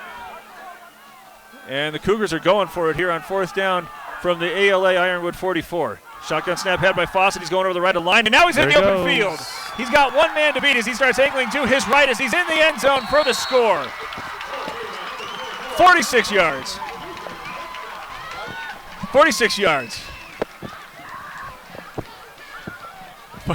They're on the Ironwood 44, so 44-yard score. And Fawcett's second touchdown. Well, Fawcett, he's able to get through the line of scrimmage cleanly, and then once he passes those linebackers, he just kicks it into high gear. Surprisingly, Jake Malloy, was able to catch him up, but just not enough in time to get the trip up before he got into the end zone, and they do get the point after. Well, they got the 2-pointers. Quentin Maxwell runs it in for 2. So it runs a lead out 36-7 with 7:52 to go here in the third quarter. Sholo is in front. This is Sholo Ford's presentation of high school football on Night Talk 106.7 and NightTalk1067.com. You've been there waiting forever at the gas station for the guy to free up so he can fill up your propane tank. Or worse, when the only qualified propane technician decided to stay home that day. Yep, you've been there and I have too. That's why now I get my propane from Ace Hardware every time. You get Ace Hardware's world-famous customer service when you stop in for propane. That's right, you get in, you get out, and you get a great deal on propane and everything else. From Ace Hardware at their locations in Pine Top and Heber. Ace Hardware is proud to support White Mountain sports. 36-7, Sholo goes for 2 after the score. As I feel like the oral you guys history got like of this 5 ball seconds. I'm game gonna send you some audio. would be pretty interesting. There's not a lot of outward emotion that's being shown, but there seems like there's an awful lot in the undercurrent. So 36-7 with 7:52 to go in the third quarter. Each team has been able to get it into the end zone as Fern now is going to get the kickoff and start trying to set up the reverse where it's fumbled and dove upon by Bryson Ryan. Well, ALA, if you had noticed, they tried to do a reverse on the kickoff, and they end up fumbling on what looked like an attempted handoff between the two. Sholo jumps on it, so they'll have outstanding starting field position here, having just scored a touchdown. Already boasting a 29-point lead. And Lester, who had attempted a pass before just giving way, especially to Cal Fawcett, who had the 44-yard run, and he's going to come out and line up on Lester's left, starting from the end zone after the fumble. 18-yard line of the Warriors as Lester gets the handoff. No, he's going to keep it. Starts dropping back to his left, sets up a screen back to Fawcett on the right side. Flags are out as he's going to cut it up, run hard over the 10, down to the 5, and sees in the end zone after an incredible second and third effort, but there is a flag in the backfield. And that flag came early while the screen looked like it was just getting set up. So now they're talking to Sholo, so it must be against, it's against ALA, whatever the call is, and we'll find out here shortly. Personal foul, rough for the passer. That penalty is gone. Result of the play, touchdown. That was a bang-bang flag. As the score has been run out to 42-7, and again the Cougars look like they're going for 2. As Lester is in the gun, and handoff goes to Maxwell, who uses the left side of the line to go in and score it to make it 44-7. One play is needed after the fumble on the attempted reverse. And the Cougars are now firmly in control, 44-7 with 7 minutes and 35 seconds to go in the third quarter. This is Sholo Ford's presentation of high school football on iTalk 106.7 and iTalk1067.com. Who sells the #1 truck in America? Sholo Ford. That's right. Not only do they sell it, Sholo Ford is the best place to buy it. Why? Guy Hatch guarantees it. In fact, he guarantees you'll get the best deal on your next Ford car, van, or SUV as well. It doesn't matter what you buy. Sholo Ford has the best deal. Sholo Ford on the east end of the Deuce and at sholoford.com.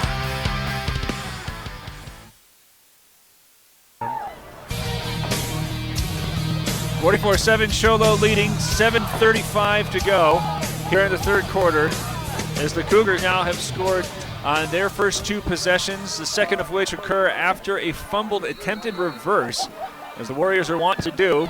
McCrill kicks this one again, coming to the near side as they're going to let that one go. No, it doesn't get into the goal line, and now having to pick that one up and run, and being tackled out of bounds, and a flag comes out late.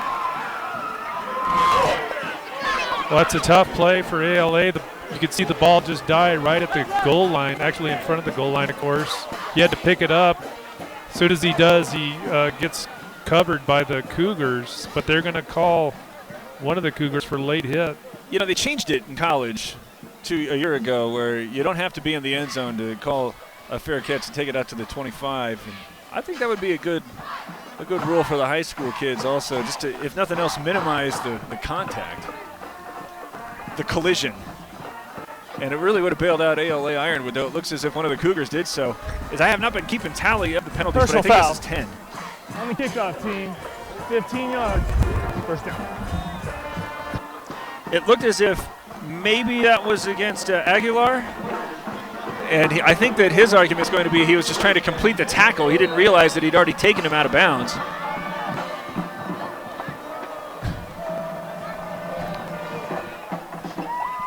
(7:31) remaining. here in the third, and having punched the opening drive into the end zone, the Warriors now have since allowed 2 Sholo scores, and now they're going to take a timeout. Maybe we can look at some scores. Is there a scoring update that we can as soon as I can fire up my scoreboard here. ALA Gilbert is leading Round Valley 21-7. No, I'll hand off to punt. 21-17. And other scores, and again, I'm assuming these are at least third quarter scores. Fountain Hills 28, Payson 26. So Payson coming back to close that one. Get it a little bit closer. Thatcher 7, Safford 0. That's in the fourth quarter. What was that one? Thatcher 7, Safford 0 in the fourth quarter. And I don't have any updates on the St. John's from what we gave last time, which was St. John's 47, Globe 0. Snowflake 42, Page 0. And then the last score we have for Blue Ridge was Florence 21, Blue Ridge 13, and we think that's a halftime score. So tempers may be running hot here at Sholo High School, where the Cougars are leading 44-7. Timeout was taken prior to the beginning of this sequence as Johnson's again in the shotgun. De Niro was back there with him. Instead, he's going to try to find Trejo cutting over the middle of the field, but the throw was a little bit low, and he couldn't scoop it up, so it'll be 2nd down and 10. Well, at that time, Johnson did have time, the quarterback for ALA. That's been a rare commodity for them in this football game, just given that outstanding rush from the defensive front for Sholo. But as you say, just not able to connect on that with a low pass to the receiver. Johnson 7 of 11 now for 52 yards, so he's been efficient. Just has not been an awful lot of opening as he is thrown into a green wall. It's now 2nd and 10 as he's going to again work from the shotgun and again send De Niro out of the backfield, trying to set up a screen where this time it's had by Fern, runs through the first man over the 25, 35 now as he is spun down after a gain of just 6. He had to run an awful lot, though, to get it. No, they're going to give him a first down. Yeah, that's a good run after the catch by Fern. He encounters defenders quickly, but just able to keep moving and spinning a little bit to get away from one tackle. Obviously enough for the first down. Mountain Mobile Auto Glass first down on an 11-yard pickup, and Fern's second reception. Now he has 12 yards gained through the air. Put the line of scrimmage at the 36 with 7 minutes and 1 second remaining. 44-7 Sholo leads. Receivers split on both sides, 2 going on either side of the line. De Niro, the lone back, standing on Johnson's right as Sholo is bunched up really close to the line of scrimmage, but still going to throw it off laterally where it was momentarily had by Hardenberg, but he couldn't bring it in. That's a quick hit from Canton coming in with a clean hit. Cantor on the receiver. Well-timed hit. That's part of the reason why the receiver dropped that pass. Otherwise, a nice clean pass by Johnson to find the receiver. Set it up now 2nd and 10. And in a similar circumstance, it set up a screen. As the lone man on the near side is Trejo. 2 receivers going wide left. Johnson from the gun. Has the snap now, give it away to De Niro, trying to snake his way up the middle of the field where he falls over the 40, down to the 41, gains maybe 5. And it's going to set up a mid-range 3rd down opportunity.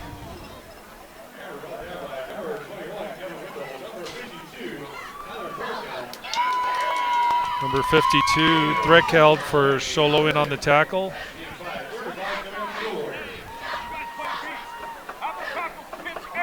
Sholo starting to work in a couple of the second stringers here, leading 44-7. So the the interior is no longer being manned by Avila. And Coriel, I don't think, is out there either, is he? So there's a low snap, but still able to get all sorts of pressure on Johnson. Maxwell's the first man there. Well, they blitz Maxwell. Maxwell, of course, one of the linebackers for Sholo. He's in there initially and just buries Johnson, but not too far behind, or 3 of the defensive linemen for Sholo.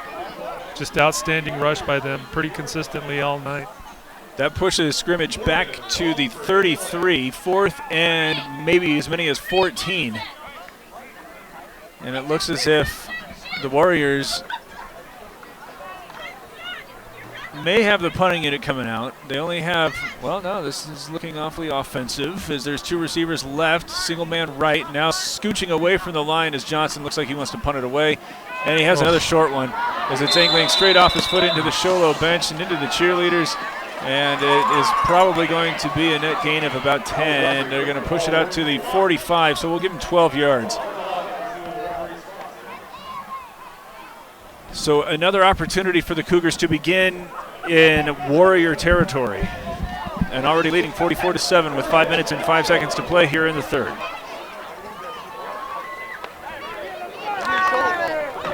Well, we've seen Sholo dominate with that running game pretty consistently all night. We'll see if they mix things up here to maybe try to sprinkle in some passes just to give their unit some experience. Straight give to Fawcett, who's up the middle over the 40-30 before being brought down at the 28 by Fern. And again, that's straight up the middle. Fawcett, once he gets through that line of scrimmage and the linebackers, really explosive, great speed, separating himself from the defenders.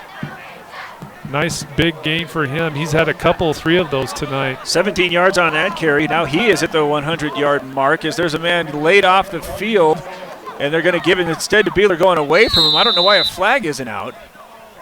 Or maybe they only had 10 men on the field in the Warriors. Meanwhile, Beeler runs for a 7-yard pickup. Just his second carry. As this time, Maxwell is going to counter over to the right side.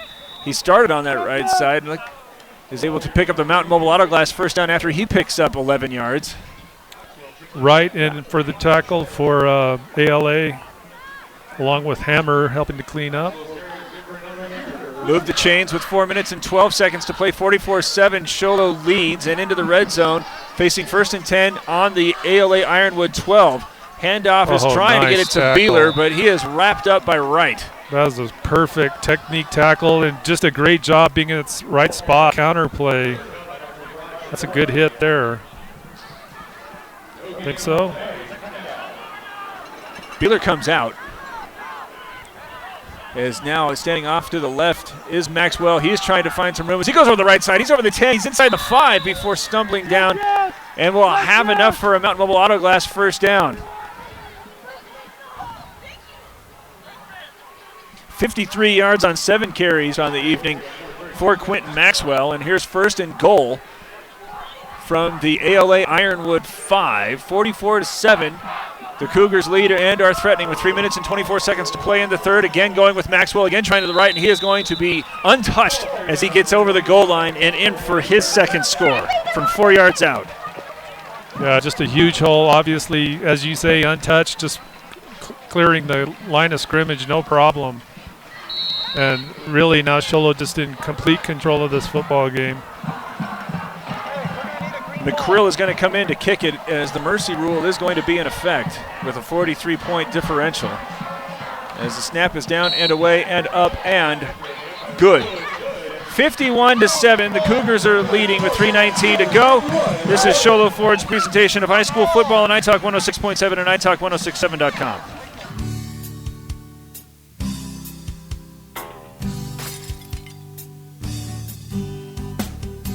I got this. Don't take time out of your busy day. Let Mountain Mobile Auto Glass come to you. All our technicians are certified by the National Auto Glass Safety Council. Mountain Mobile Auto Glass will give you $50 cash, free movie passes, and free dinner. 536-5972. Mountain Mobile Auto Glass, cash back to you.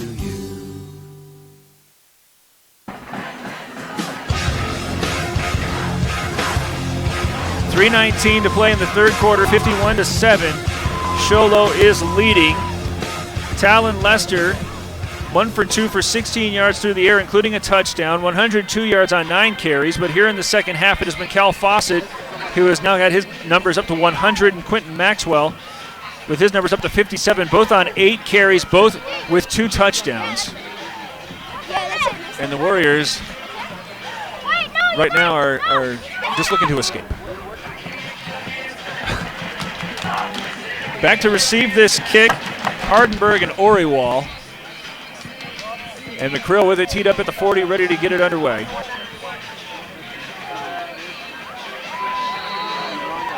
As he's on the approach, and the kick is away. And angling to Ward. Actually, that's Malloy who's going to take that one. Try to set up the reverse where it's going to be taken by Oriwal, but now he's going to make a man miss to get over the 20 and then tackled out of bounds at the 24 by Yeager. Well, they do the reverse again, does ALA on the kickoff. That time opening up a little bit of an opening for the runner to get maybe an additional 5 yards, but still good coverage by the Cougars. And the Warriors will start from about their 24. Official is signaling go clock as it is a 44-point game, and that is the prescription after such a diagnosis. Hammer is going to be operating as the running back as there's a 3-receiver set with a 4th in the slot. Johnson, who is 8 of 13 for 63 yards, will begin this by going to Hammer, who runs into all sorts of flesh and is still able to bounce off of it before stumbling over to just a 1-yard gain. But there's something else that the Cougars might want to shore up here as they are meeting these ball carriers at the line or better, and it's just having a hard time bringing them down. Well, Hammer in particular, we've seen him several times where he'll get hit initially by 1 or 2 defenders, but he has some way of just keeping that momentum and moving ahead and finding an extra couple of yards. He does that again here on this play. Fight for 2 yards there. That's a really impressive run, especially again when you're talking about a 51-7 ball game. As trips are coming to the right, Maxwell, correction, that's a Hammer standing on the left with the single man split wide left, as that is Trejo. Looking instead to the right, now running out of time, still is able to get it off to a wide open man, had by Malloy as he catches that one in the 40 and then runs down to the 50, taking 2 tacklers with him. That was a great hit. McCrill comes over with the hit, but Malloy hangs tight. He lowers his shoulder as well and actually comes ahead with a couple more yards after the hit. That time Johnson drops back in the pocket, had some time, good blocking up front to give him that time, and he's able to get the pass out for a big reception. 25-yard gain into Sholo territory. Clock moving at 1:35, 51-7. The Cougars lead, but still the Warriors far more effective offensively here in the second half relative to the first, as I believe that is doubling up their first down total already here in the third, comparing it to the first half. Is here's Johnson using the shotgun, fake the give, now coming back to the near side where he again has Malloy over the 45 and lowers his shoulder again, going out of bounds. Well, I think he stepped out of bounds at the 42, so picks up 6. Again, the same collision between the same 2 players, McCoy and McCrill, on that sideline. Sorry, Malloy. But a good gain there for the Warriors. They're moving the ball on this possession. Defensively, Sholo, we can see they're still staying with the 4-man front that is doing a good job of putting pressure on, but their backers and secondary dropping back a little bit deeper on their coverage here. Also giving a lot of players some time here, it ought to be noted. This is don't have a starter on the offensive line down, as Johnson sends Hammer in motion, tries to flip a pass to him that might be a lateral. That was going to be scooped up by one of the Cougars. Is that? I haven't seen a ruling. I think they're signaling forward pass, though. Yeah, that looked like a forward pass to me. It was a very nonchalant call. Well, whether they're starters or subs, Sholo's defenders, especially the corners, they're playing really soft, giving those wide receivers a lot of room off the line of scrimmage. Even after the incompletion, the clock moves. It's a 44-point game, so this will probably be the last play of the third quarter. It's going to be 3rd down and 3, as it has been the Jake Malloy show, but it looks like they're just going to let this run out, as there is only 3 seconds left and nobody has come near the line. So that is where the fourth quarter will begin, with the Cougars leading 51-7. This is Sholo Ford's presentation of high school football on iTalk 106.7 and iTalk1067.com. You've been there, waiting forever at the gas station for the guy to free up so we can fill up your propane tank. Or worse, when the only qualified propane technician decided to stay home that day. Yep, you've been there and I have too. That's why now I get my propane from Ace Hardware every time. You get Ace Hardware's world-famous customer service when you stop in for propane.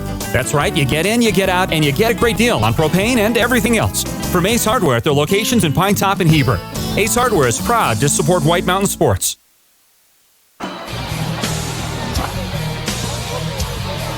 51-7, Sholo leading, as here's a big 3rd down opportunity for the Warriors, who have the clock running, trailing 44, but have still come out hot. Johnson and Malloy have connected twice for 31 yards on this possession. Otherwise, Hammer's been getting some calls as they've been looking for him both by handing it off and in the flat, though he's only been able to gain just a couple of yards on this possession. They're in Sholo territory, so you'd think that there's probably going to be two cracks at picking up this first down, already trailing 51-7. As Johnson will come to the line of scrimmage. Nero is back there with him on his right. Two receivers to the left, one man split wide right. Handoff will be given to De Niro as he's immediately forced to move it out to his right side, turns it upfield, has the first down, puts his head down, is able to gush over the 35 and get it down close to the 30 with the Mountain Mobile Auto Glass first down. That's a great run by De Niro. He starts up the middle right off the guard and finds no room there, so he bounces to the outside. Just does a great job beating the edge and turning upfield. Big collision between him and number 5 Lincoln Durfield. That was a 10-yard pickup to move the chains. 11 minutes and 32 seconds left as they got it down on the 31. Johnson again from the gun. Same formation, though the man in the slot moves to the left as they instead go to De Niro, who's again met right at the line, continuing to move his feet and finally blown dead after he picked up 2. Well, that time they try to go through that defensive front to the interior of the Sholo defense and just no room at all. Munoz for Sholo right there, just holding his ground, helping to anchor that tackling crew from the Cougars. 1 minute into the fourth. Second down and 8. De Niro the single back. Same formation with 3 receivers coming this direction to the left. As the handoff will go, De Niro stops, nice, starts again, goes to the left, is running through one tackler over the 25, caught down near the 20 and very close to another Mountain Mobile Auto Glass first down. Indeed, he's got it. That's another good run by De Niro. We've seen him bust off a couple of nice runs here. He'll run into a defender near the line of scrimmage. I believe that was Maxwell, the linebacker, and he's just able to break through that arm tackle and gain another 5 yards. Starters are back out there, including Avila and Coriel and Ridgely. So they have seen enough of this Warrior downhill movement featuring Parker De Niro, who has been good for 21 yards on his last 3 carries. First and 10, trailing 51-7 on the 21-yard line of the Cougars. Johnson with the shotgun snap, hands off again De Niro, and this time has to stop and start going to the right side, trying to turn it upfield where he is initially going to gain 6 yards before getting held up, and it looks like he was one tackle away from busting that. He's been impressive on this possession. Well, really, the entire game, he's carried a lot. Some plays just not enough room to really even break out, but we've seen on this possession in particular, De Niro's just doing an outstanding job, working hard to get those yards on the running game for the Warriors, something we haven't seen much of pretty much the entire night from their offense until now. Second down and 6. De Niro, the hot hand, is going to remain out there. 2 men split wide to the left are Fern and Hardenberg coming to the sideline as Johnson from the shotgun takes a snap, fakes the handoff, pressured as he starts rolling to his right. All sorts of fancy footwork as he's going to flip it to the back of the end zone, but well over the head of his intended man, which is Malloy.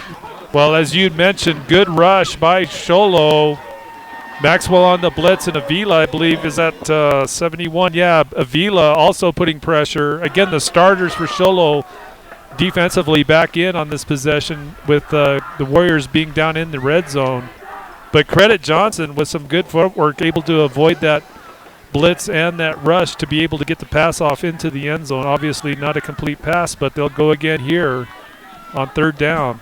Third down, they need 4. They're on the Sholo 16. Johnson waiting for the snap. Well, De Niro's going to get that one as he might have got an early start. It looks like he's going to be held up just shy of the yard marker as Beeler and Yeager are going to be there to stop him. But on fourth down and needing 1, I got to imagine that the Warriors are thinking about a first down more than anything. Well, they're definitely going to have to go on this one. Makes sense for them to do that. Question is, are they going to try that running play up the middle again? With De Niro, they've had some success there. Or do they try to get outside?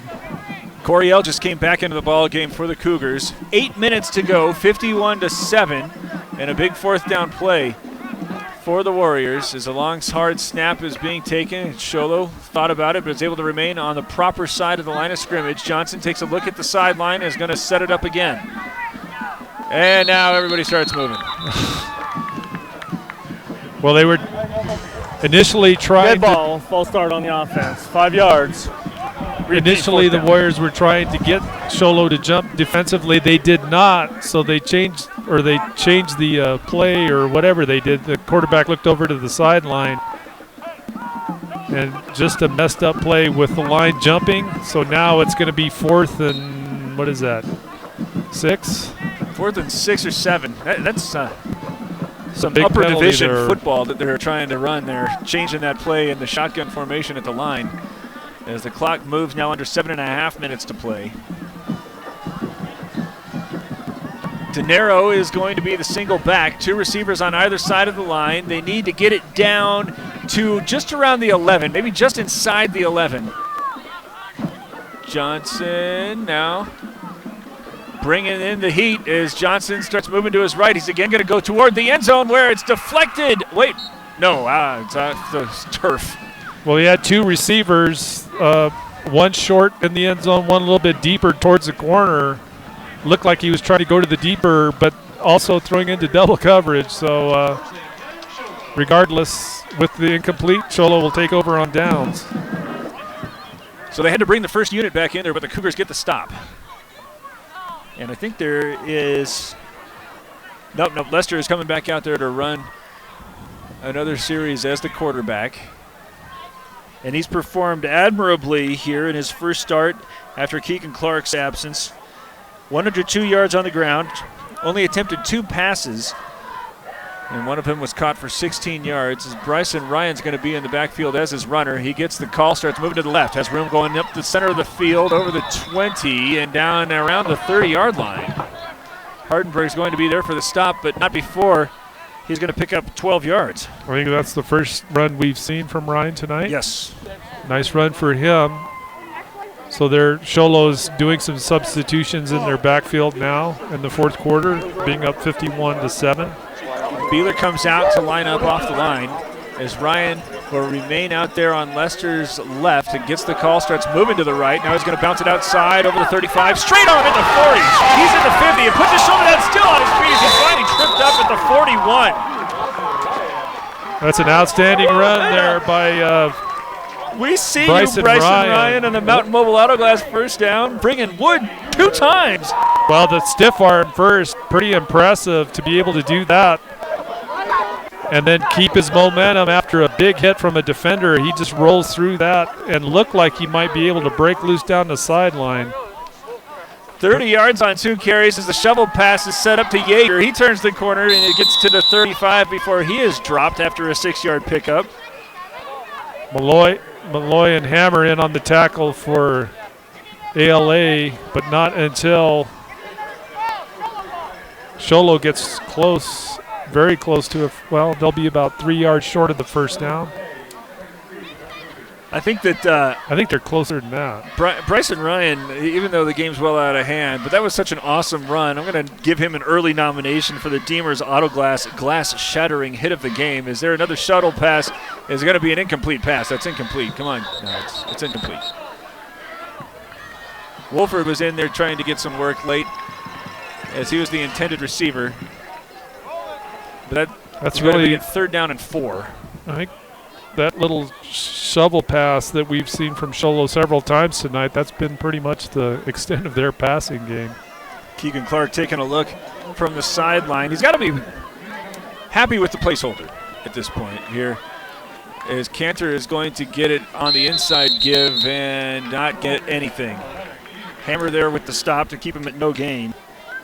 Number 11 also really Alexander Oriwal really wrapped him up early, just couldn't bring him down until Hammer was able to come in and help clean up. 51-7, 4 minutes and 10 seconds left as the Cougars relatively deep in Warrior territory and are going to go ahead and run some clock and then run this 4th down play. As again working with the pistol and deep is Fawcett as he's going to go over the right of the line. Bounce off some tackles at the 25, then kick it outside at the 20 before he gets hit out of bounds at the 15, make it the 14, and a 20-yard pickup when they needed but 4. Another good run by Fawcett. We've seen several from him tonight. Malloy with a good hit to push him out of bounds, but again, not until Sholo does get the first down. This is our 3rd straight Sholo game. First time we've seen him use the pistol. It's really given these runners an awful lot of momentum that they can use taken to the line. There's a fumble from Ryan. But I think that's something, especially without Clark out there, that they may want to start doing more in just 3rd and 4th down situations. Well, you know, they have those tight sets, does Sholo. Their splits, their line splits are super tight. They don't send any receivers out wide. But the same offense against Thatcher was a different story last week.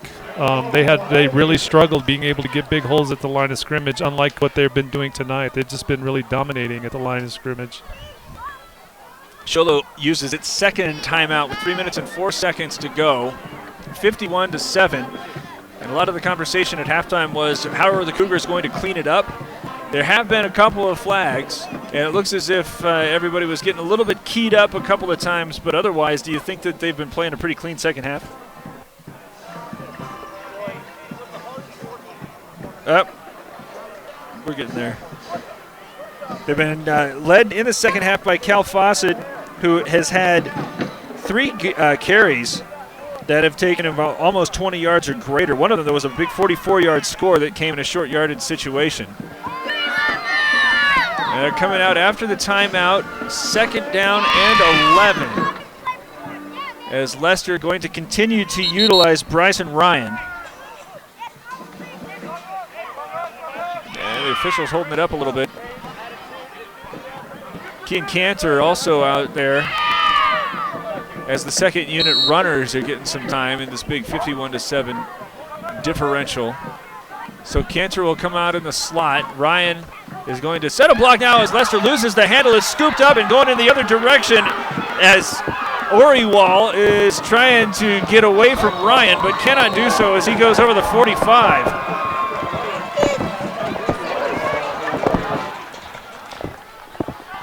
So the 3rd time that Leicester has put the ball down.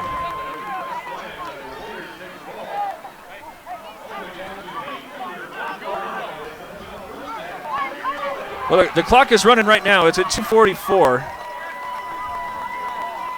And the Warriors are going to take over, trailing 51-7 out on the Sholo 44-yard line. So if there's any blemishes that the Cougars are going to need to try to get a handle on, I think that would be it, as there's going to be at least a few more weeks before Keegan Clark is going to be able to entertain any possibility of him getting back out there. New quarterback in as Hammer gets the give, and he's going to move it off to the right side before getting stood up by 3 Sholo players. Michael Downs is now out there playing quarterback. Clock moving at 2 minutes to play here as Downs getting his first action after Kyle Johnson was good for 10 of 18 for 94 yards.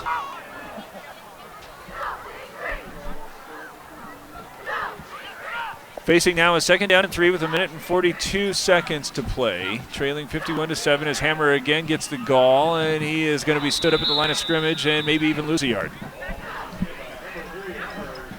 Well, Hammer on that carry runs directly into 54 for Sholo, who just wraps him up. That's Jack Baird doing an outstanding job defensively of just shutting that run down completely.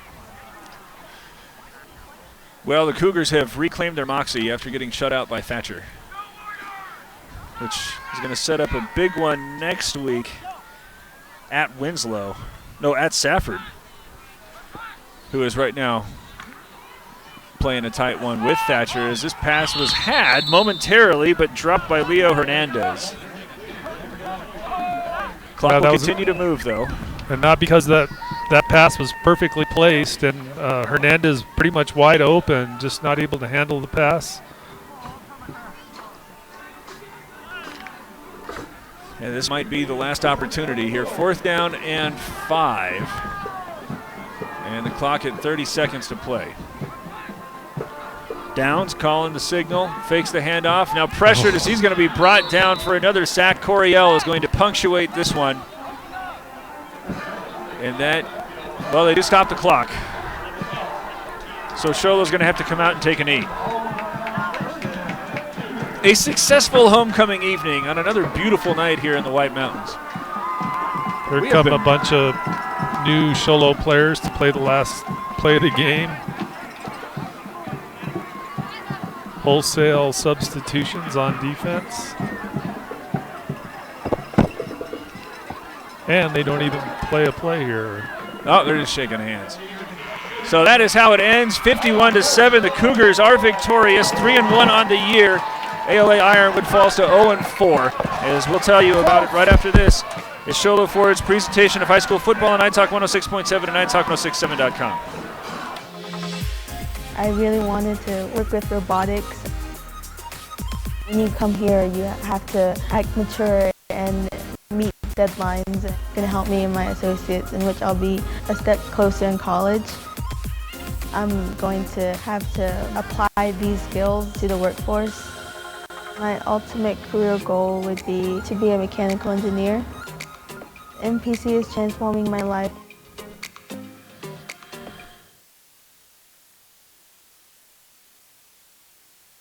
Want to go fishing? Head to Honda Ski and Outdoor Sport. They have fishing supplies, outdoor fishing attire, and fishing gear. Plus all kinds of bait including live worms, flies, and lures. The staff are experienced anglers and they can advise you on what you need, where to go, and what type of bait the fish are biting on. Plus, pick up your fishing, camping, and boat permits. When you think fishing, think Honda Ski and Outdoor Sport. Located on Highway 260, 1 mile before the casino. When you think glass, think Deemer's Glass in Lakeside. Deemer's Glass offers the best selection of quality glass with affordable prices. They do full home window packages, replacement windows, custom shower doors and enclosures, custom mirrors in many shapes, styles, and colors, glass doors and hardware, commercial glass for buildings and offices, skylights, screens, fire-rated glass for your fireplace or stove, window film, and more. Visit Deemer's Glass today on Porter Mountain Road in Lakeside or call 1-888-GLASSMAN. Summit Healthcare Regional Medical Center is a proud supporter of high school sports. Many of our local sports players were born at the hospital, where Summit Obstetrics offers comfortable individual rooms for mom and baby. In case of a sports injury, the hospital ER is always staffed and prepared to take on the most serious injuries, and Summit features an advanced diagnostics department with state-of-the-art equipment. The Summit Healthcare orthopedic and therapy teams can help sports players overcome injuries and return to the game. Summit Healthcare Regional Medical Center wishes all players a successful and healthy season this year. Want to go fishing? Head to Honda Ski and Outdoor Sport. They have fishing supplies, outdoor fishing attire, and fishing gear. Plus all kinds of bait including live worms, flies, and lures. The staff are experienced anglers and they can advise you on what you need, where to go, and what type of bait the fish are biting on. Plus, pick up your fishing, camping, and boat permits. When you think fishing, think Honda Ski and Outdoor Sport. Located on Highway 260, 1 mile before the casino. Orthodontist Dr. Joshua Beeler has been providing family-friendly orthodontics in Sholo and the entire White Mountains since 2006. If you need braces, stop in and see the friendly folks at Beeler Orthodontics and meet their professional staff. Dr. Beeler and his team have the latest in orthodontics technology, and they work with each patient individually to custom tailor the most effective treatment plan for the best results. Beeler Orthodontics is a proud sponsor of high school sports. Beeler Orthodontics, live to smile, love your smile. Who sells the #1 truck in America? Sholo Ford. That's right. Not only do they sell it, Sholo Ford is the best place to buy it. Why? Guy Hatch guarantees it. In fact, he guarantees you'll get the best deal on your next Ford car, van, or SUV as well. It doesn't matter what you buy. Sholo Ford has the best deal. Sholo Ford on the east end of the Deuce and at SholoFord.com. You've been there, waiting forever at the gas station for the guy to free up so he can fill up your propane tank. Or worse, when the only qualified propane technician decided to stay home that day.